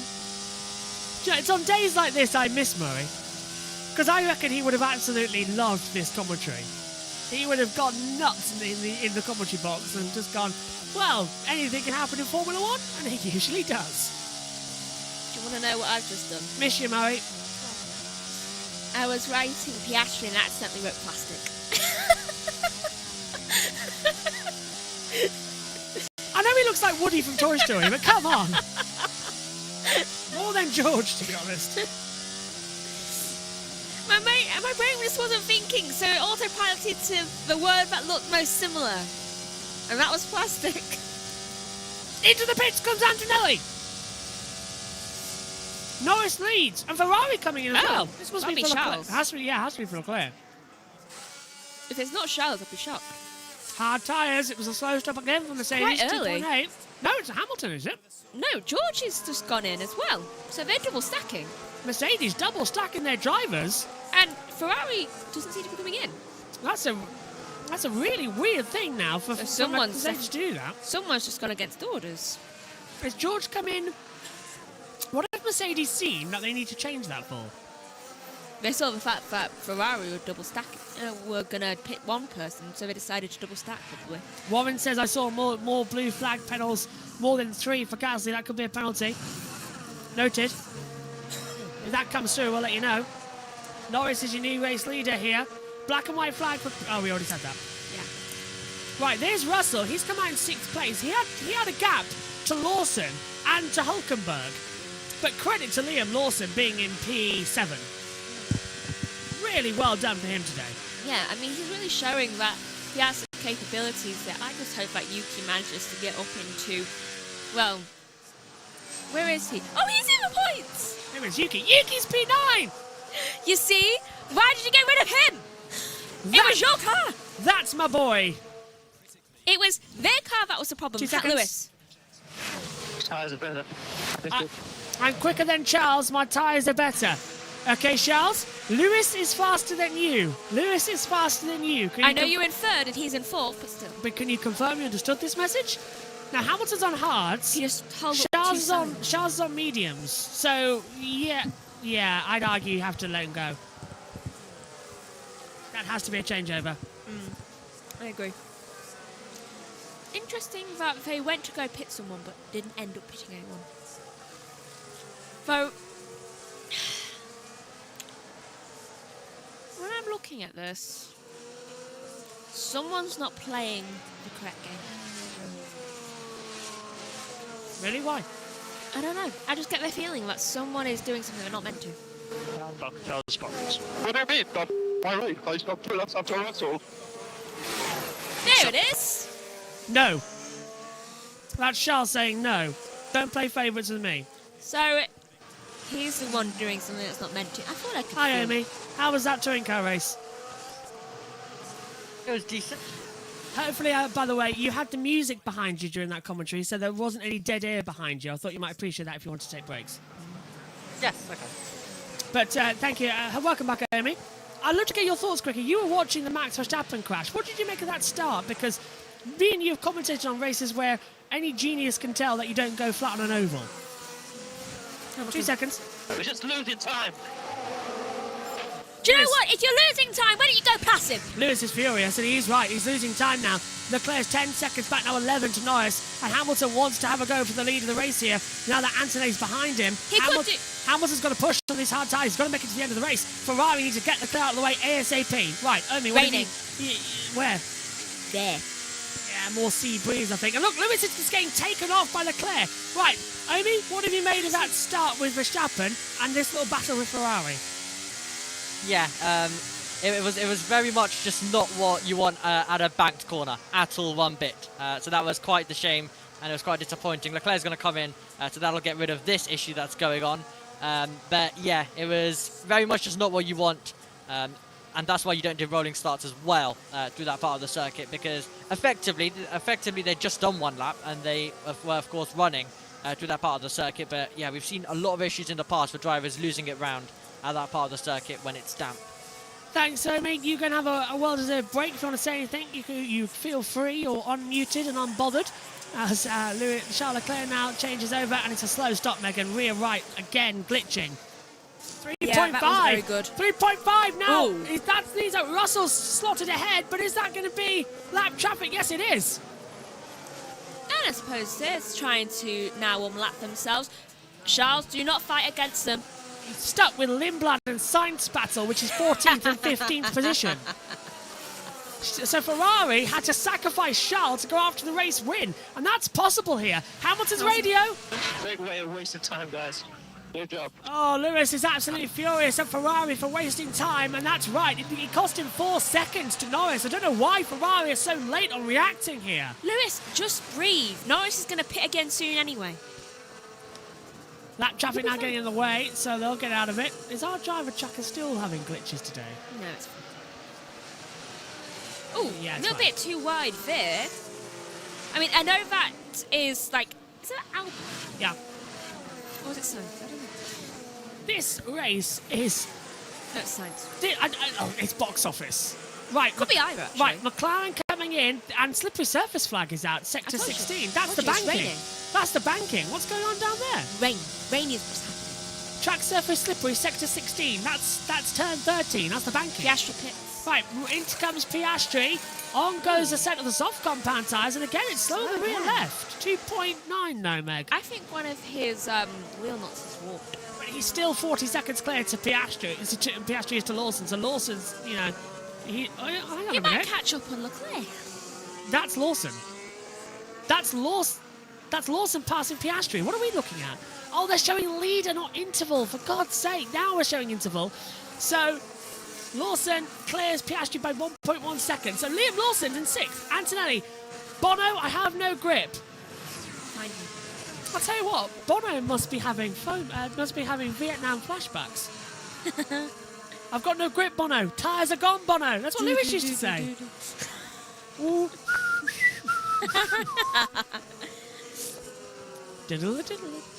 Yeah, so... It's like, Toto, I need to take a break.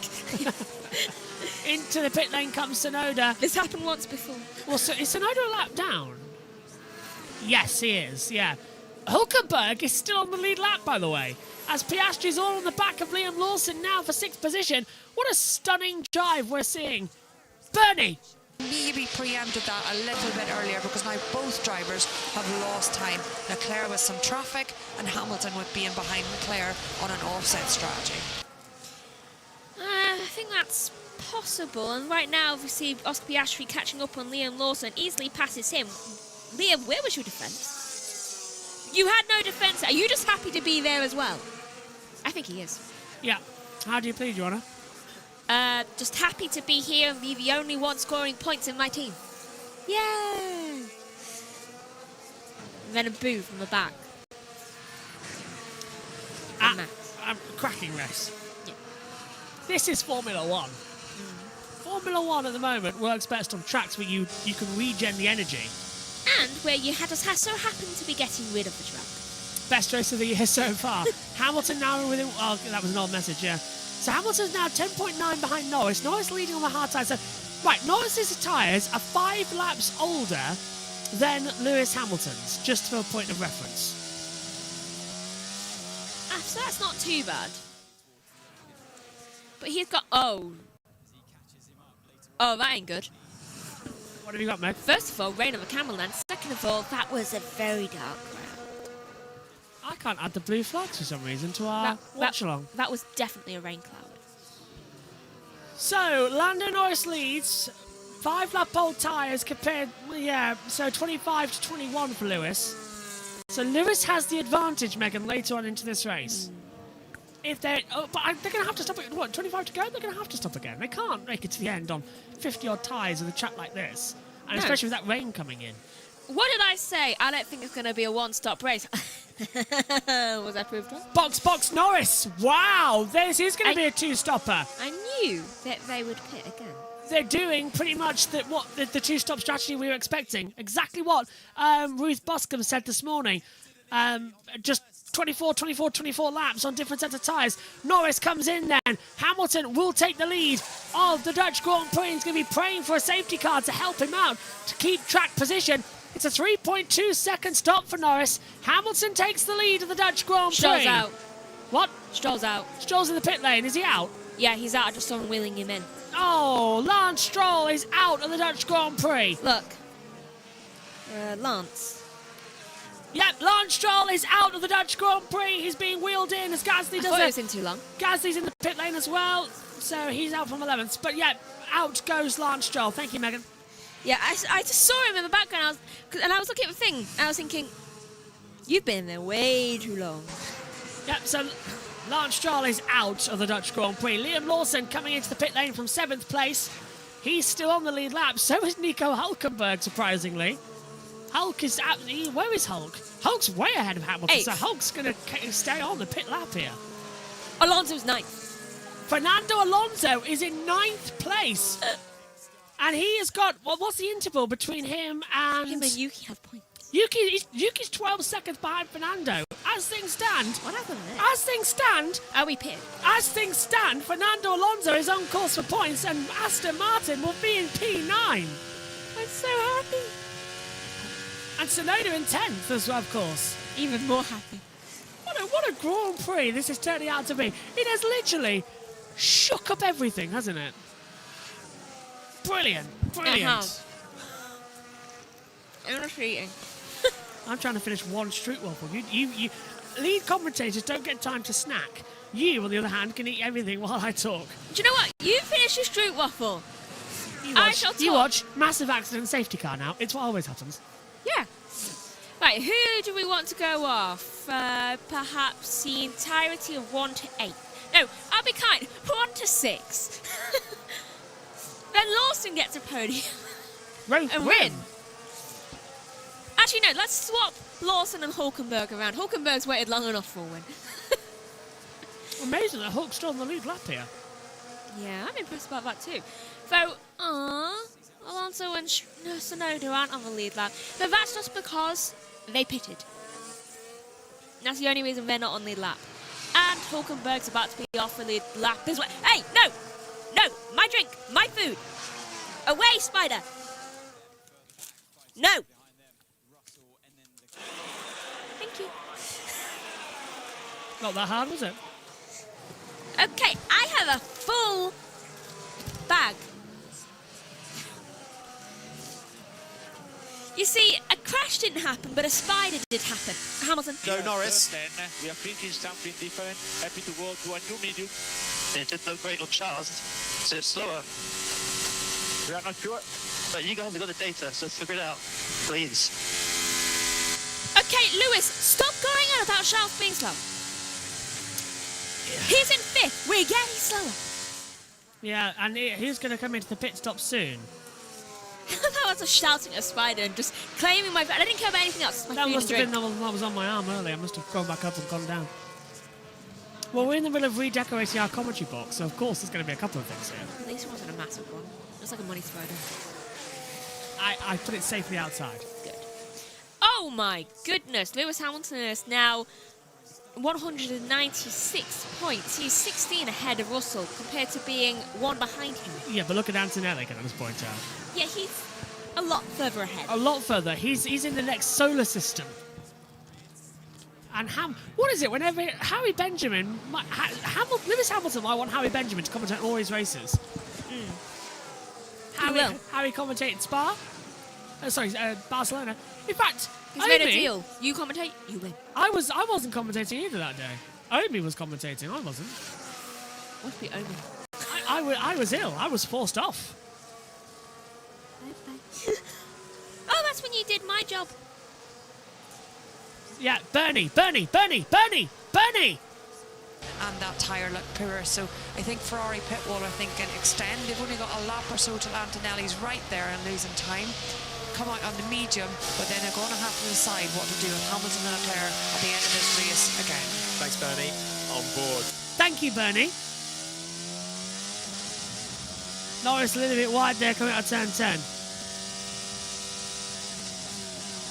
What an awesome battle we're seeing here today. This Dutch Grand Prix. It's raining! It's raining again!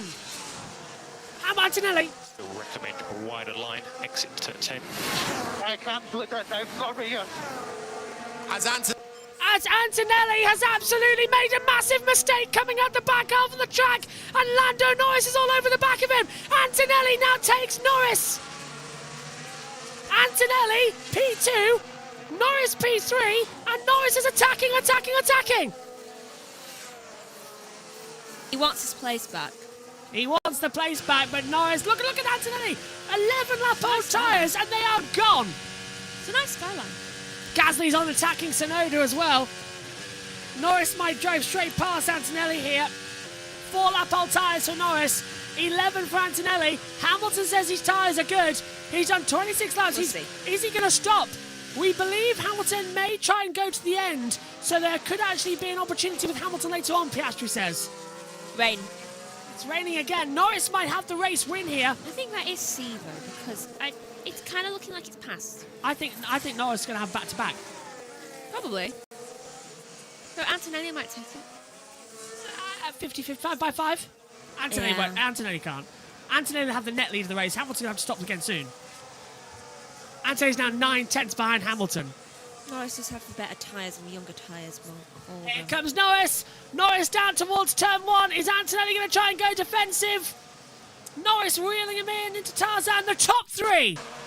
Well, here we go again. Look at this. The champ, the rookie, and the runner-up. The replacement, and the one that is about to be replaced as champion by the replacement. This is literally like watching Cars, isn't it? Although Norris has got the unfortunate position of being Chick Hicks. Well, what's going to happen? Look at this. Antonelli defending like crazy against Lando Norris. Hamilton's backing Antonelli up into Norris. I hope you realise that's what's happening right now. Lewis he's knows. playing this game, and he's just using the fact that he's behind, I think, Ocon right now. He's using the Gilles Villeneuve tactic, isn't he? You can't overtake at this circuit. Oh my God. It's about to. Yeah, it's another teammate throwing into the mix. So it's He's using his former teammate as an escape route, just like, Valtteri, keep him busy.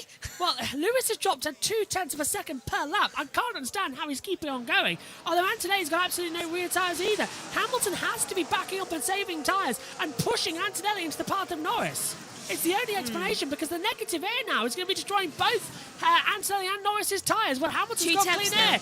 And Norris is going to have a go into turn 1. He might chase them both. Antonelli's looking on the inside line of Hamilton, but Norris sails round the outside of Antonelli. He's trying to go on Lewis Hamilton into turn 2 and 3. Norris has passed one of them. Will he pass the other? You see, Lewis hasn't thought this through because he was originally thinking, right, I've got to back him up into Antonelli. He didn't think what happens when Norris gets to it. Well, can Hamilton now start pushing? Well, Lewis is a keen defender, isn't he? Look, he's Exactly, going on the dust as well to try and throw Lando off. Lando's taking the tighter line. But the thing is, I think Lando has battled Lewis so much on the track. He knows if Lewis what can he's doing. defend against Lando down to turn 1, he can keep him behind for 19. Oh, is that Lewis with blue smoke? Too wide. Yeah, Lewis had blue smoke. Lewis had blue smoke coming out of the last corner. He's got no tyres. Lando's going round the outside, down into the Hampton chicane, and Lando Norris takes the lead of the race. Lewis, I saw a big puff of blue smoke coming from the back of that engine, and he had no tyres. And look, Lewis has got no power now coming out. What's happened there? There must have been a sensor glitch or something, but Lewis had no drive. We've got a yellow flag, and there's a car over turn 3. Has Ocon hit the wall? There's Ocon hit the wall. If that's a turn 3, that might be a safety car. As Antonelli goes through. Technical issue, I think. Ocon, stop. This will be a safety car. Yeah, it's going to have to be a safety car. This is perfect for Lewis Hamilton. He can box, not lose any delta. And, well, what's it going to be? Where is he? Where is he located? Where is it? Is it the exit 3? There he is. It's going to have to be a safety car. Has to be a safety car. It's a virtual safety car. Virtual safety car is out. Esteban Ocon is out of the Grand Prix. Now, time lost under a safety car, virtual safety car, is 8 seconds. Hamilton can now box, but now is Norris and Antonelli going to box as well? That's another question. There he is, getting out of the car. Would Norris box? Because I'll tell you, do you know who this falls into the clutches of? Russell and Leclerc. And this is perfect for Piastri, but you know who else is going to, if this goes full safety car, Lawson closes up. Oh, that's true. That'll be good for Red Bull. Hülkenberg has now been lapped, and he's in P8, and Alonso is closing him down. So Hamilton's going to have to box. Are you using me as a guinea pig, or what's going on? How long will you have me stay out? Hamilton is... till the sun comes up. Lewis is not happy. Right, surely they've got a box now. I'm expecting Hamilton box. Right, he's coming in. So they've heard that and been like, oh yeah, we've got to pit him. Marshall's on track at turn 3. I'm expecting the top 6 to come in. Maybe even, and Lawson to stay out. That's my bit. Lawson has got 7 up on mediums. He's good. Right, who came in? Is it just Hamilton? It's just Hamilton. Hamilton's come. Now, why didn't... Everyone else is on newer tyres. But why didn't Mercedes take the chance to pit Antonelli? Antonelli's literally just been complaining about how... And Hamilton's put soft tyres on. And Ferrari are double stacking. As in comes Charles Leclerc now as well to put on a set of softs. And is Hamilton going to get out in front or behind of Russell? Russell is... Russell's through. Russell's gone through. So it's Hamilton 4th, Leclerc 5th, Piastri is also coming into the pit lane. But Megan, I can't understand why Mercedes didn't box Antonelli when they literally just, what we've just seen, he's been having problem with tyres. Bad strategy. That's why they didn't box Antonelli. I cannot That's why believe. they didn't box George either. Soft tyres coming in now. They should have double stacked there, like. Oh, and I'm going to get the look and see what's happening here. Am I right? And it's Stroop Waffles, not Stroop Waffles. Because on the thing it says Stroop Waffles. But I thought it was Stroop Waffles. I don't know. I thought my pronunciation was correct originally when I said them. All right, Stroop Waffles then. Right, just quickly. Virtual safety car is out. Marshall's on track at turn 3. Who changed tyres that time round? Hamilton to 7-lap-old softs. Leclerc, brand new set of softs coming through. Piastri goes 3 set lap of softs coming in, but I can't understand. I can see why Norris. Oh, they're using a crane. Yeah, but obviously, I can see why Norris didn't stop, Megan, but I don't know why Antonelli didn't stop. He was literally complaining about the rear tyres going. Maybe they stopped being bad. This is Norris again, then getting the toe on Antonelli down to turn 1. It was such a lovely move. Or maybe it was a fake message. Could be. I don't know. To kind of throw off Lewis. Norris had to back off massively, didn't he? Look, this is a mistake. Lewis went wide, and who's that coming in? That's Antonelli boxing. Right, they've boxed now. And Russell takes Antonelli. Now they haven't boxed Russell. Do you know what good for him? So Antonelli now falls behind George Russell. Interesting. So Norris leads, Russell second, and Hamilton might jump Antonelli here. Oh, he didn't. He just missed out. Ooh. Goes from first to being pushed around by 3 other Mercedes. It's Mercedes cars engines. Norris now has a 9-second lead, so Norris has won this race. Hamilton now is 21 seconds behind Norris. Norris still might crash out. Never say never for F1. Well, the big fight now is the fact that Antonelli has sort of been sacrificed to help Russell in the championship, which is interesting. In fairness to Antonelli, he is so far ahead. I think we need to take it. I'm a bit worried now. No, you should be. No, in my book, I don't know. Because if Norris takes it, that puts Russell on 16-lap-old tyres. Box Norris and put on medium. Track clear! He's run out of time! We've gone racing! We never even got information that we were going green. No virtual safety car ending. We've gone green, and now McLaren are stuck with what they've got. They didn't even back up everyone. McLaren are stuck. Now, is that going to be worth it? I think they've got good enough tyres that they can kind of last. I mean, it'll be 25 laps. It should be good enough. Norris does well when he's on his own. I'm more worried about Russell. Those tyres have got to do about 32 laps, and I'm a bit scared about that. They've really let Russell out to dry. Russell is good with his tyres when it comes to other things. Do you remember his last win? Yeah. Oh, hang on a minute. Gasly's on the inside with Tsunoda. Tsunoda pushing Gasly towards the wall. Gasly keeps it foot planted through Tarzan, and he's got Alonso ahead of him. Gasly goes ahead of Tsunoda and gets into the top 10. Tsunoda out the points. No, you can't push your former teammate out the points. He doesn't care. He's done it anyway. Hamilton's now closing in on the back of Antonelli for 3rd place. That's a lot of sound. This race is nuts.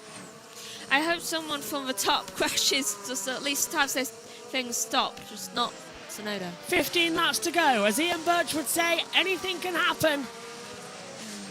Russell Radio. Just think about if we can work in the team here. If me guys the plate. Paper. Well, he's only in 3rd, George. Russell's tyre, I think that's Anthony's on soft tyres, remember?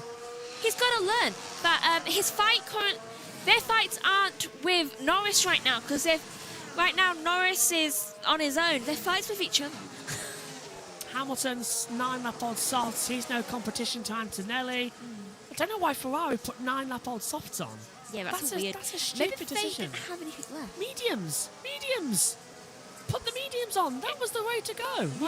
They had a brand new set of mediums and they haven't used it. They've used 3. They haven't even used mediums today. And they had a brand new set of medium tyres left. They didn't use it. And if in doubt, they're still from Leclerc. You can't do that. Why not? Different tyre pressures, different setups. Shame. Do you remember Russell getting a penalty for Valtteri and his tyres using in Shakir? They put the wrong tyres on, got to drive through. Oh. Max, you know that? I've forgotten. It's been a busy day.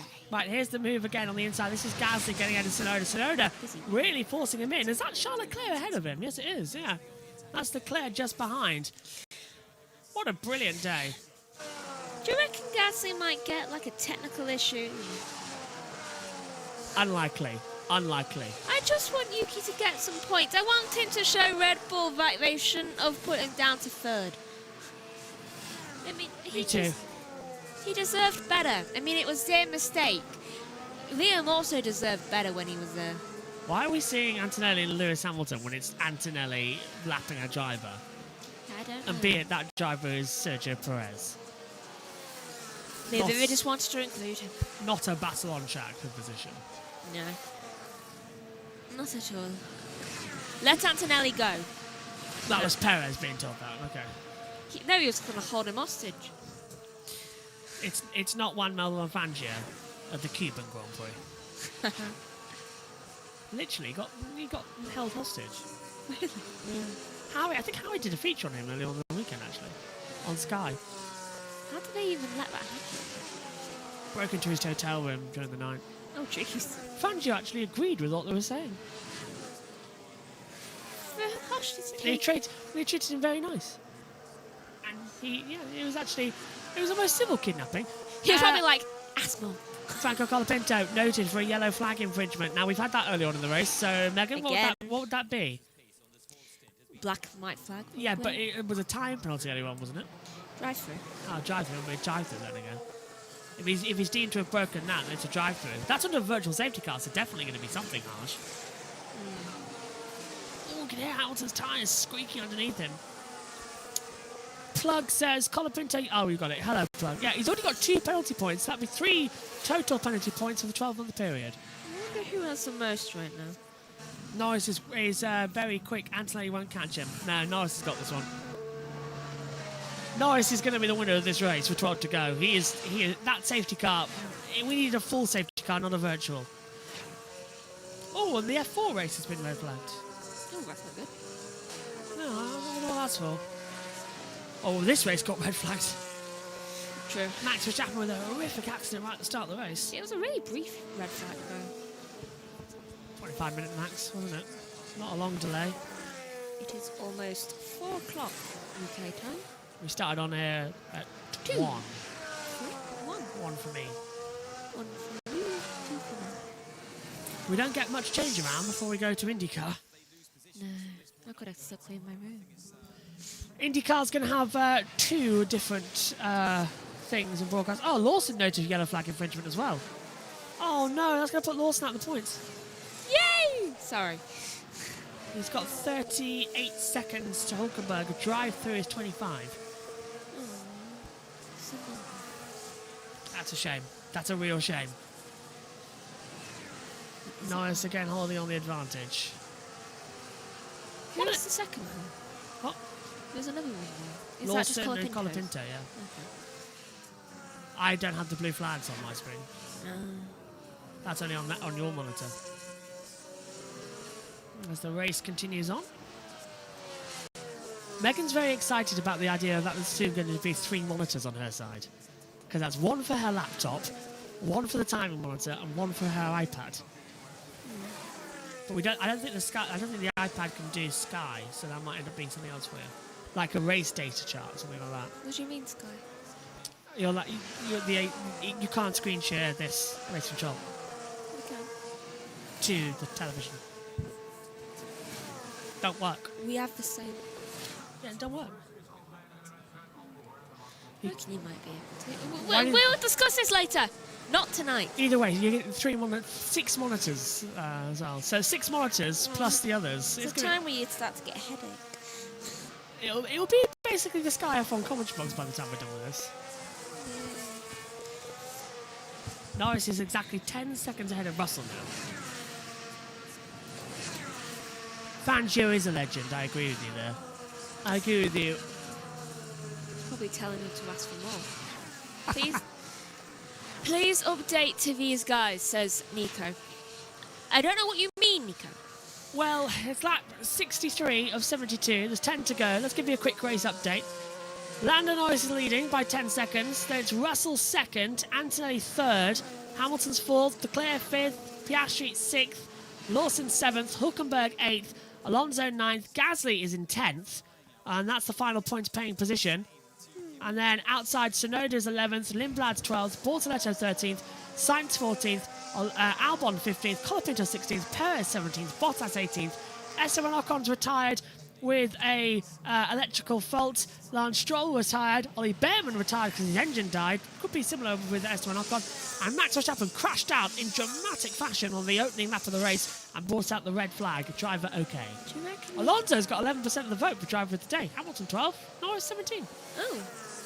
The 3 world champions on the grid, along with Max Verstappen. 3 world champions left in the race, I mean. On the track. So, you reckon we could, like, petition for points playing position to be, like, 11 places? You really want Yuki to have a point, don't you? Yes, I do!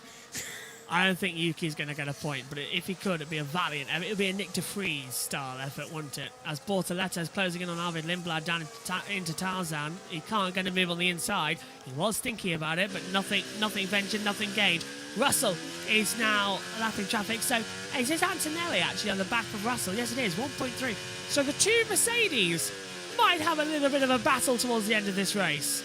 I want both him and Liam to both get points, because I feel like Red Bull treated them very unfairly. And I'm still bitter about that, like I am with Honda. Oh, definitely they treated them unfairly. There's no if or buts about that, is there? It's a complete unfair. Bottas is out of the race. Bottas has just been given the message, box to retire the car. So Valtteri Bottas retires from this race in 18th place. At least it wasn't last. Cadillac are now the slowest in the field, by the way. Aren't they? Well, I thought, well, look at Alonso. Alonso's got points. Cadillac are way down the order. I think it's Williams, then Cadillac. Because Cadillac, no, I would say Cadillac. Cadillac last, then Williams, then Aston Martin. Russell Radio. Invert cars this lap. Invert? Turn 1. So there's Invert the cars. So I'm sorry, but he's the one who has to worry about championship. But Russell's not even going to be allowed. So Antonelli's going to extend his championship advantage because the team have told Russell to let him through. Well, that's wrong. Well, Russell. Fight for the win. I thought he might. Okay, Norris. I did expect. Yeah, I didn't get that last bit because Megan muted it. I think it's. I thought they went off. I think that was George asking, is he fighting for the win? Because I'll let him go if he can catch Norris. Yeah, I think that's exactly what he said. Well, if it is going to be inverted, it's going to be down into turn 1. We'll hear that radio in a second. Russell's letting through. George Russell lets his main championship rival through for second place. I'm sorry, I don't like that. Would Rosberg and Hamilton have done that? They didn't, that's the point. I'm sorry, but that's wrong. That is wrong. That is now George Russell being... Thank you. I know. Head down. Yeah, we've got lots Head of double down. podium here, mate. George Russell. Russell's fuming. No, I don't like team orders in any...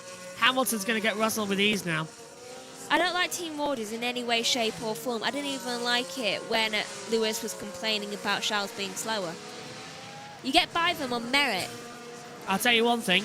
If it wasn't obvious before, it's obvious now. Mercedes are focused only on Antonelli. And George Russell is the new Valtteri Bottas. He's getting a short end of the stick. I was speaking to a taxi driver just before I went to Formula E in London, and he was saying about how Mercedes are just shafting George Russell at every opportunity, and he deserves a lot more merit. I agree. Yeah. I agree. Oh, this isn't even the first time this has happened this year. Hamilton's going to go through soon, and there's nothing Russell can do to stop him. Mercedes didn't stop him, they stopped Antonelli. Is that someone with a damaged front wing? That's Albon with a damaged front wing. Albon's stopping. Albon's got a problem. Albon's got a damaged front wing. Something I can hear it Stopping.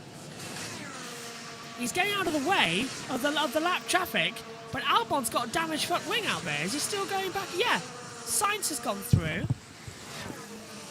I don't know what was going on there, but Albon looked like he's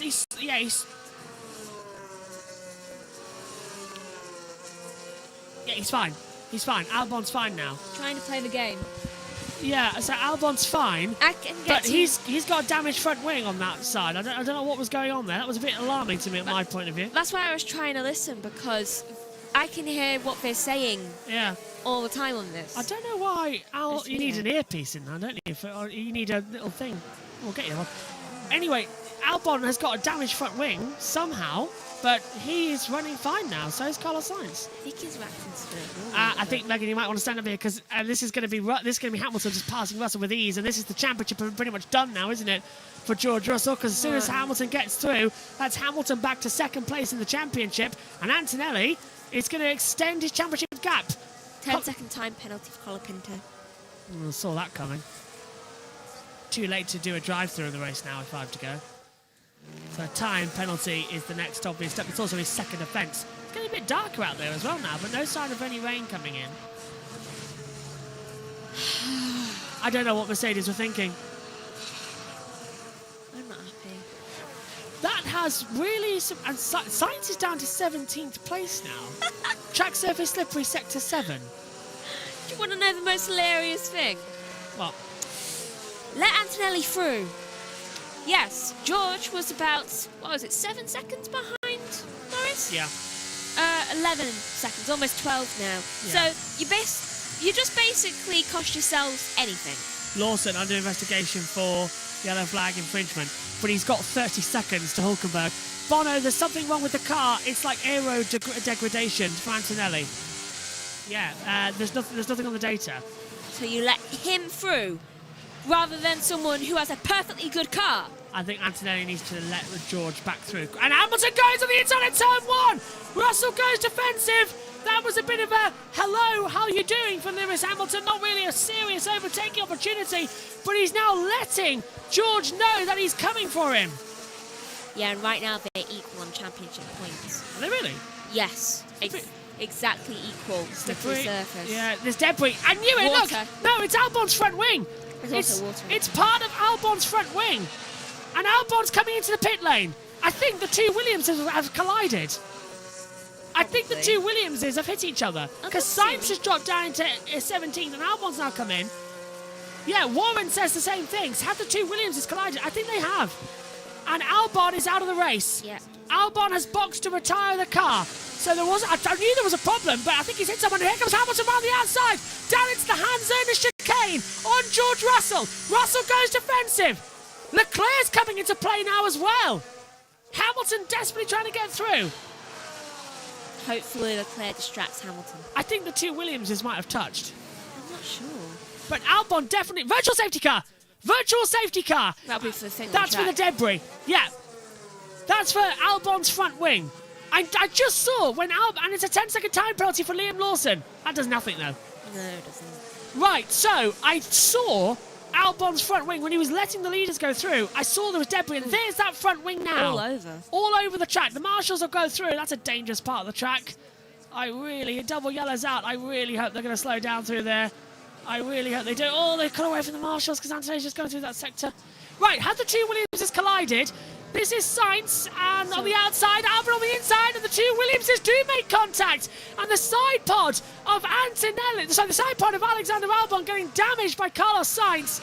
So the two Williamses have collided. Great spot by Warren. Recovery vehicle on track at turn 5. What?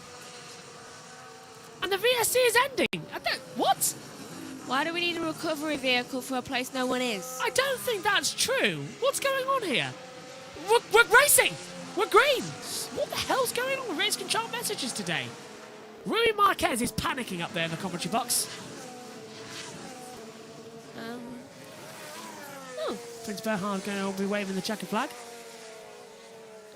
Okay, so it took a little bit of time for green flag to actually come out. Rui Marquez is panicking in race control. You can clearly tell he's panicking and he's just mashing buttons. Literally. Absolutely ridiculous stuff right now.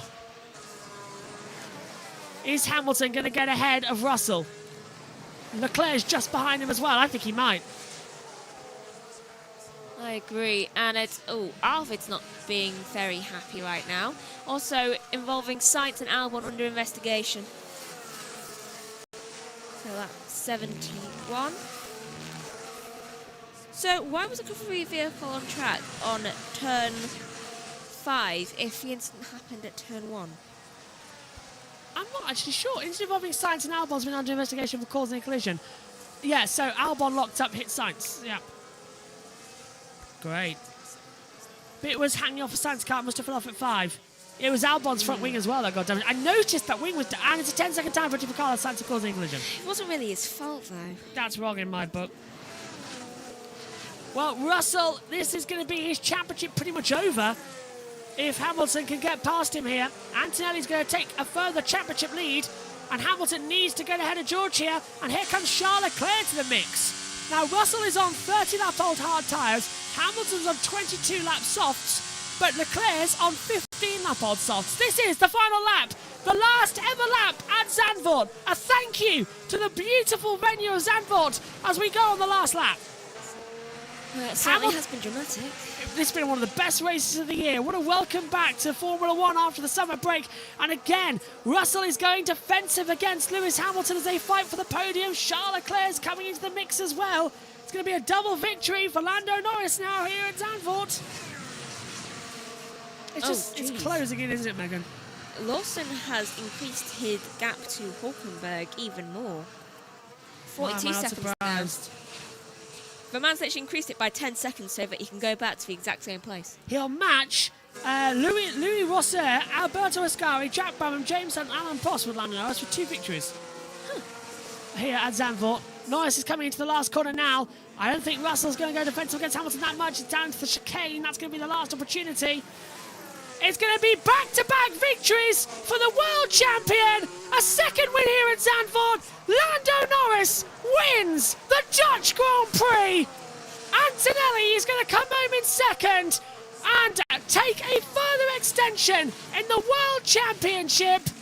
George Russell holds on for third. Hamilton fourth. Leclerc fifth. Piastri will come home in sixth. Liam Lawson will get P7 in a remarkable event. And actually, that is going to be Hulkenberg coming home in 8th before Lawson does. Hulkenberg brings home Audi's points in 8th. Well done, Audi. They now move up, do Audi, to 16 points. Aston Martin gets their second points, but Fernando Alonso will come home P9 and pick up his second point score of the season. Gasly comes home 10th. Yuki Tsunoda is 11th. He outraces Arvid Lindblad in 12th, who holds off Bortoletto, Colapinto, Perez and Sainz, and the only driver left to take the checker flag does so of Liam Lawson, who comes home a superb 7th. Very well done. Gorgeous. Well done. Well executed. Well executed. Good strategy. Won me the race today. So thank you guys. Woo. Another one. Well done. Thank you everyone. Just keep pushing. It's not easy enough. Thank you for the hard work. Let's keep bringing in upgrades. Let's keep bringing performance, please. The fight's still on. Let's keep going. Russell and Hamilton are now matched on 183 points. Antonelli is on 242 points. Norris now moves up to 159. He's ahead of Leclerc. And a thank you to Zandvoort for many, many, many happier year. I think you will be missed. Definitely. Let's hear from P2 man, Kimi Antonelli. Team favoured him today. Let's hear from him. Well to Zandvoort. That's P2. Not the race we could have had, but that is not a bad result. So George managed to hang on for P3 there, so great drive from him as well. Yeah, great job, but on strategy, that was too risky. I think it was a bit too risky for both of us. Too risky for both, yeah. And of course, with the pit lane, you have to stop on the grid here because the pit lane's too small. So it's a bit of a difference. So Norris comes on P1, Russell P3, and Anthony P2 out there. Russell, I think, is going to be a bit frosty in the cool-down room, Megan. I agree. And also, Perez finished ahead of someone. Can I point out, they've had 30 seconds. 30 seconds to put that grid stuff out. And they've put a sticker down. In 30 seconds. Jeez. F1 are no joke, are they? No, they're really not. Oh, Leclerc gets fastest lap. All pass holders may now enter the pit lane. That's the message I got when I was in Formula E last week. I could go into the pit lane. Although they made me walk the entire long way down to the paddock. That was annoying. Odd. So not only does Norris, was he on pole, but also he was first. And the only difference is between the first three and the poles is the fact that Russell and Antonelli were swapped forcibly. I still don't agree with that. There was no reason. And also, they have just messed up massively because they're only thinking about Antonelli's points in the championship. Well, welcome to the table, the fact that now you have to contend with the fact that Lewis Hamilton is on the exact same points as George. And Antonelli hasn't experienced a champion's dip yet, has he? Exactly. So he hasn't dropped anything down in the championship. Driver of the day is Lando Norris. Started first, finishes first, continues the record of those who start on pole, win. Yeah, true. Just doesn't stop, does it? I hadn't thought of that. You just said. Lando Norris victorious. What a good... Yeah, Yuki Tsunoda. He might be in... Well, you He never better know. be back next year. He might be there in Monza in 2 weeks' time. Wrists are tricky things to heal, remember? Had just stay off longer. Yeah, don't go... It's not going to... A broken wrist isn't going to heal in 2 weeks. Also, I said to Megan, just before I put the mic down, I know he said, oh, geez, but I know Lando Norris is being referred to as the new James Hunt, but I swear to God, he said something else beginning with an O. Maybe that's what he wants tonight, I don't know. He's up to his own personal thing. His hotel room is in the media centre. In fact, I can tell you where his hotel room is right now. No, don't. Let's not. Speaking of... hang on, let me find it. Joshua. There it is. It is the Hotel NH Amsterdam Schiphol Airport Hotel. What? Right, Megan, that information is on the media website, so anybody can get Why that do they information. have that information on... That's a massive safety concern. I hope that's like a decoy hotel or something. Room 602? I'm laughing as it is. I don't know, it's 602. They might not even have a 6. Do you think if I knew it? I know one person listening right now who would be right to the hotel room. Right, okay. You're leaving me. You're our sole commentator. You're leaving me. Yeah. Even before we hear the cooldown and stuff. To be fair, you've only got a little bit of a break, haven't you, for IndyCar? Yeah. All right, off you go. We'll see you later for Indy. Cheers, Max. What did you make of the race? I thought it was okay. Well, good. Better than some of the other races this year. Is that the best of the year, though? I think so. Second best. Okay, well, let's hear from Jolyon Palmer then, and our top 3 on the race. Thank you, Megan. We'll see you in Monza. Let's head down to Jolyon Palmer. Down here with the top 3 from the race. What a performance, Lando Norris. So it's the last race here in Zandvoort. They've all been won from pole, but my word, you really had to work for that one. What a job. Yeah, amazing. A tough race. I think yesterday I said need to put on a bit of a show for everyone for the final race here. So yeah, I made it tough for myself today. But a good race, well fought. Probably one of my better wins. We had to fight for it well, but the pace was very strong and managed things incredibly well today. So over the moon, very, very happy, and nice to win the final race here in Zandvoort. Yeah, such great work. All of the drama at the start, the restart. Obviously, you lost the lead to Kimi, but talk us through the overtake because that was brilliant. Yeah, the move was good. I mean, I knew I was not going to get many chances. Every lap I spent behind him, my odds were getting lower and lower. So I saw Lewis defended, and I knew that was my moment. I did a couple clicks of brake balance. I knew I was going to commit to the braking, and that move won me the race. So, well played from my part. I knew I had to make it, and I probably had one chance to really make it happen, and I made the most of it. So, yeah, another win here. Very, very happy. Superb. Well done, Lando. We'll come back to you in just a moment. Don't go anywhere. Kimi, championship leader. You put on a show there. Not quite to be in the end. You were talking about a little bit of aero degradation. You felt like the car went away from you?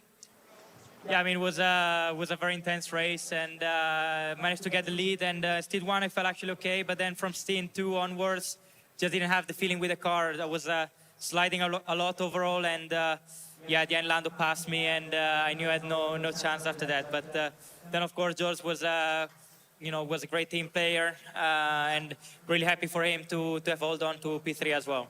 And still great points. I mean, it doesn't feel like that long ago we were talking about your starts being really difficult, but we had 2 of them here today, and both times you moved forward, so things are looking good on that front. Yeah, definitely on that regard, we've done a tremendous job and improved a lot, and today paid off, so really happy with that. And but of course, now as a team, we need to find a little bit of time because McLaren have done a huge step, so yeah, we gotta keep pushing.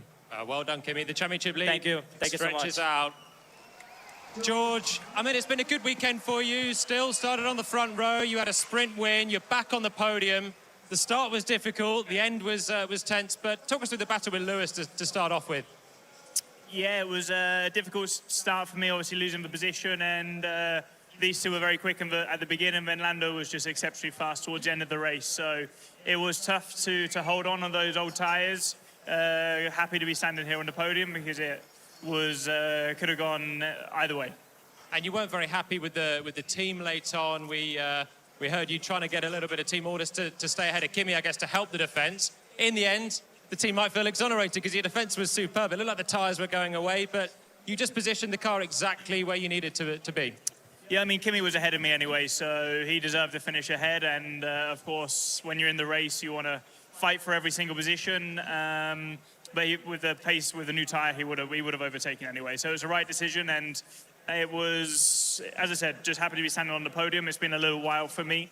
It's been a strong weekend overall, so I'll take the positives. Yeah, well done, George. It's been a good weekend, you're right. Thank you, everybody. So, Lando, if I can interrupt you two for just a moment, what a weekend it's been. Back-to-back race wins for you. Upgrades working. Championship lead just sniffing down. Are you thinking at all that this might be on for the big Max Verstappen-esque comeback? I mean, it sounds boring, but one race at a time. I know a lot of people say it now, but it's the truth of it. There's no point thinking that far ahead. I need to concentrate now on having a nice little break. Obviously, two great weekends, but yeah, we just need to reset, to learn as much as we can. I think there's still plenty of things we can do better, and we need to do better if we want to fight for a championship. So I'm very pleased with the team. I'm pleased with how much work everyone's doing, and so happy that I can deliver it for them and bring 2 wins in a row. But it's harder than I would like, and I want a bigger gap. So we have to keep working hard. There's still plenty of races, plenty of opportunity for everyone. So keep my head down, keep working, and they'll keep coming. Well done. Thank you, all three of you. Go and Cheers. enjoy some Thank you, everyone. celebrations. And thanks to everybody here. Thanks to Zandvoort for putting on an absolutely wonderful show. Let's head down to Sky.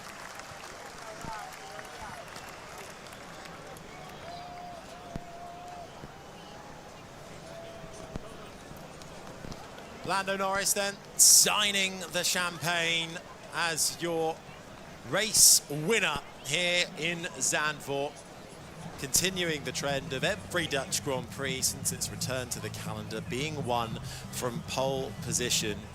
And McLaren, well, nice sort of full circle moment for them. They also won the last Dutch Grand Prix during its original run on the calendar back in 1985 with Niki Lauda.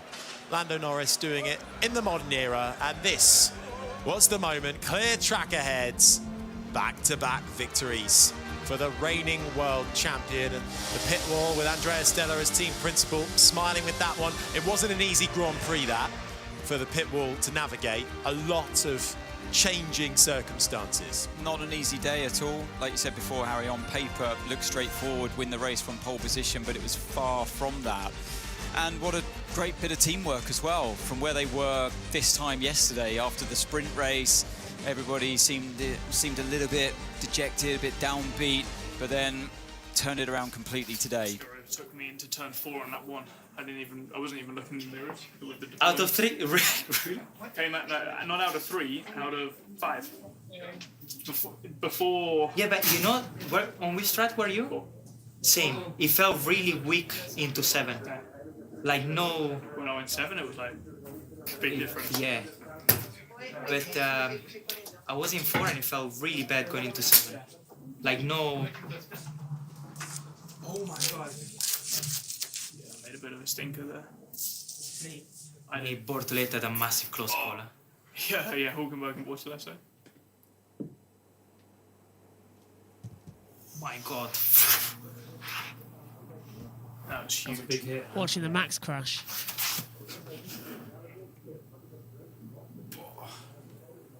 Wow.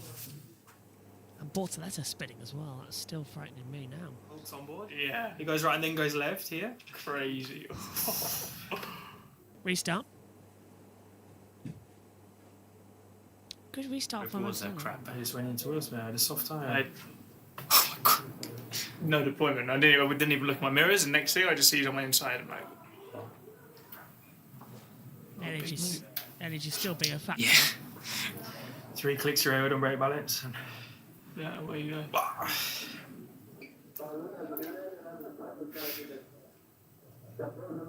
Whoa, what move? Oh my! Oh, that's why. The emergency safety car coming. Maybe, but how bad was the traffic? I didn't think it was that bad. I thought Budapest. No? For us. Here I thought it was horrible. But I thought Budapest was worse. Really? No, but I think Budapest. I think we had a couple of big. Me with Albon out of 8. Yes. Oh, now they turned it off at the right point. I had it behind you. Well, I felt. Oh well, they always turn it off at the wrong opportunities, don't they? As well, coming into it. What an absolute ding dong of a battle. Just a reminder, with NASCAR coming up later, commentary's going to come from JT and Jack, while me and Megan do IndyCar. And then as soon as IndyCar's over, I'm going to move over to the Cup and join the team. But yeah, we've got IndyCar coming up now, and that is going to be a barnstormer. I can't wait. We've got a touring car race also about to premiere. You can join us for that shortly.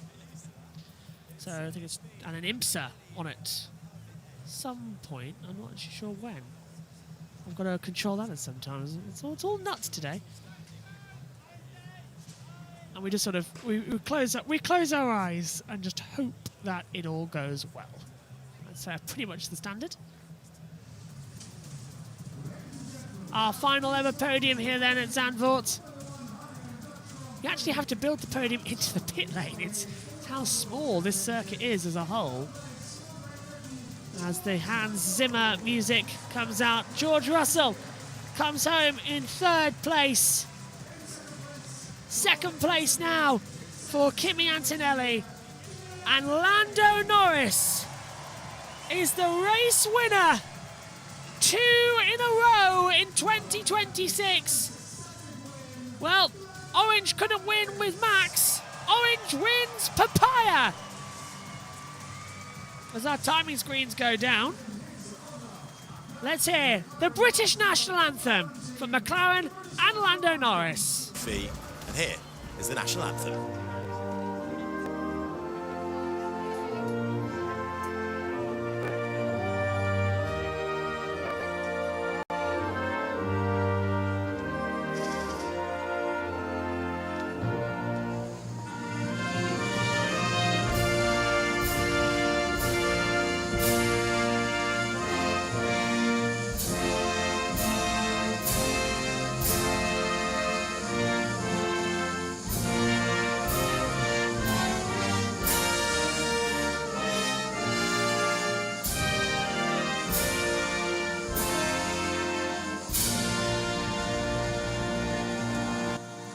Just the one national anthem for McLaren and Lando Norris. He will get this very special trophy by His Majesty the King.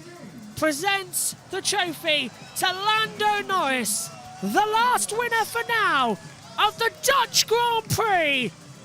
Lando Norris wins at Zandvoort.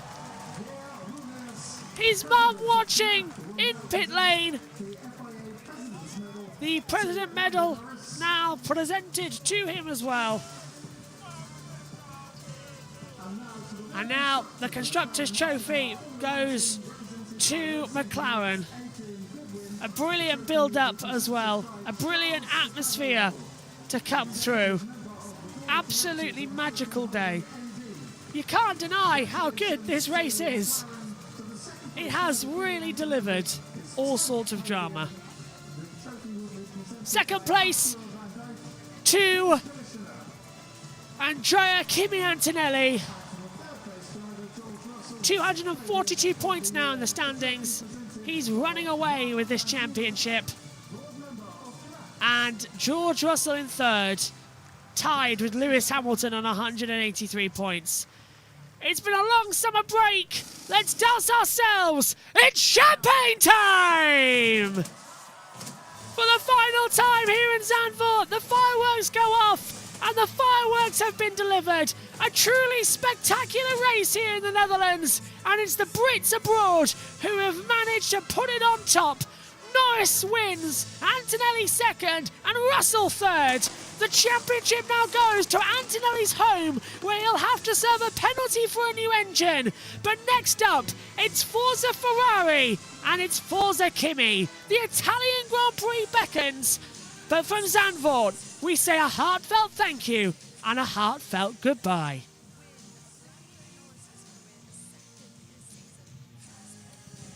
What an incredible race we have witnessed here at Zandvoort. Simply lovely. I think it's put, isn't it, by Max Verstappen. Maybe not for him, but this is what's up next. To be driving for Ferrari in Monza, it's definitely very, very special. E viva la Ferrari, sarà sempre Ferrari. History. History is being made in 1988. Listen to the crowd. Michael Schumacher crosses the line with his clenched fist raised in victory. I don't want to miss any of these special moments when I was a kid watching Michael winning here. It does mean a lot to me. Mamma mia, mamma mia. Max Verstappen wins the Italian Grand Prix. Tifosi della Rossa, Charles Leclerc vince il Gran Premio d'Italia. The Italian Grand Prix, live here on JB Motorsports, September the 4th to September the 6th. You can join us for all of the action across all of the series as well. That is in 2 weeks' time. And there's a lot more action coming up here today as well, because we've got all the sorts. Next up, very soon, IndyCar. We'll begin our coverage over there at the top of the hour, 5 o'clock, ready to go for the session. We'll pick up at 5. Then the green flag is at 6:17 UK time. NASCAR looks like it could be delayed. There is rain forecasted, so we will bring you everything we can. We have a track camera, we have TV audio, we have music as well in case we go really delayed, and we've got the boys as well with JT and Jack as well. So we will be bringing you that, and also if things get really bad, we'll just turn on our commentary of the IndyCar race, and we'll do a twofer and have 2 for 1 live on the channel.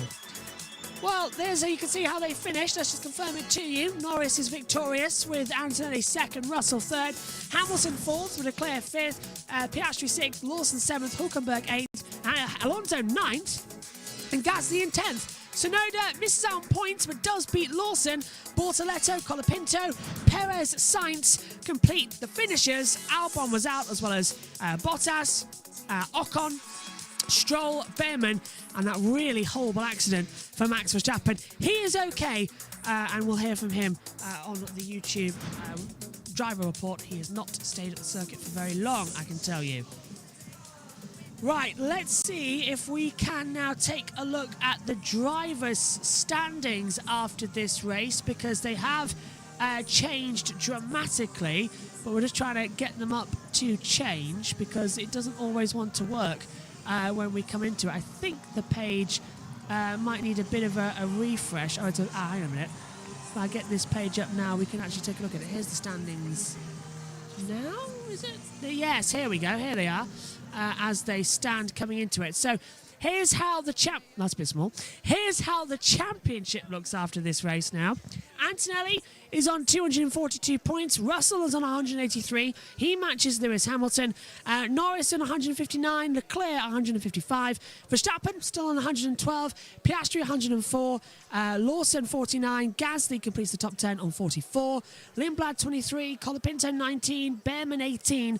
Bortoletto 10. Hülkenberg 6. The same as Sainz. Albon's 5. Ocon 3. Alonso 3. No points though for Tsunoda. And then Stroll, Bottas and Perez finishing out as well. At least actually Tsunoda gets counted on the timings now. He goes up into 20th place. In the Constructors' Championship, Mercedes on 425, Ferrari 338, McLaren 263. Then we get Red Bull 186, 6 points today from Liam Lawson. They're going to be thanking him so much for stepping in. Then we get Racing Bulls on 66, Alpine 63, Haas still on 21, Audi now on 16, Williams still 11, Aston Martin to 3, and still no points for Cadillac, unfortunately. We say goodbye to Zandvoort then with a fantastic race. It really delivered one of the best of the season. It's doubles up for Lando Norris. He's a two-time winner this season and a two-time winner here at Zandvoort. It was a crazy day where heads went wild and drivers revolted and literally race control forgot what they were doing.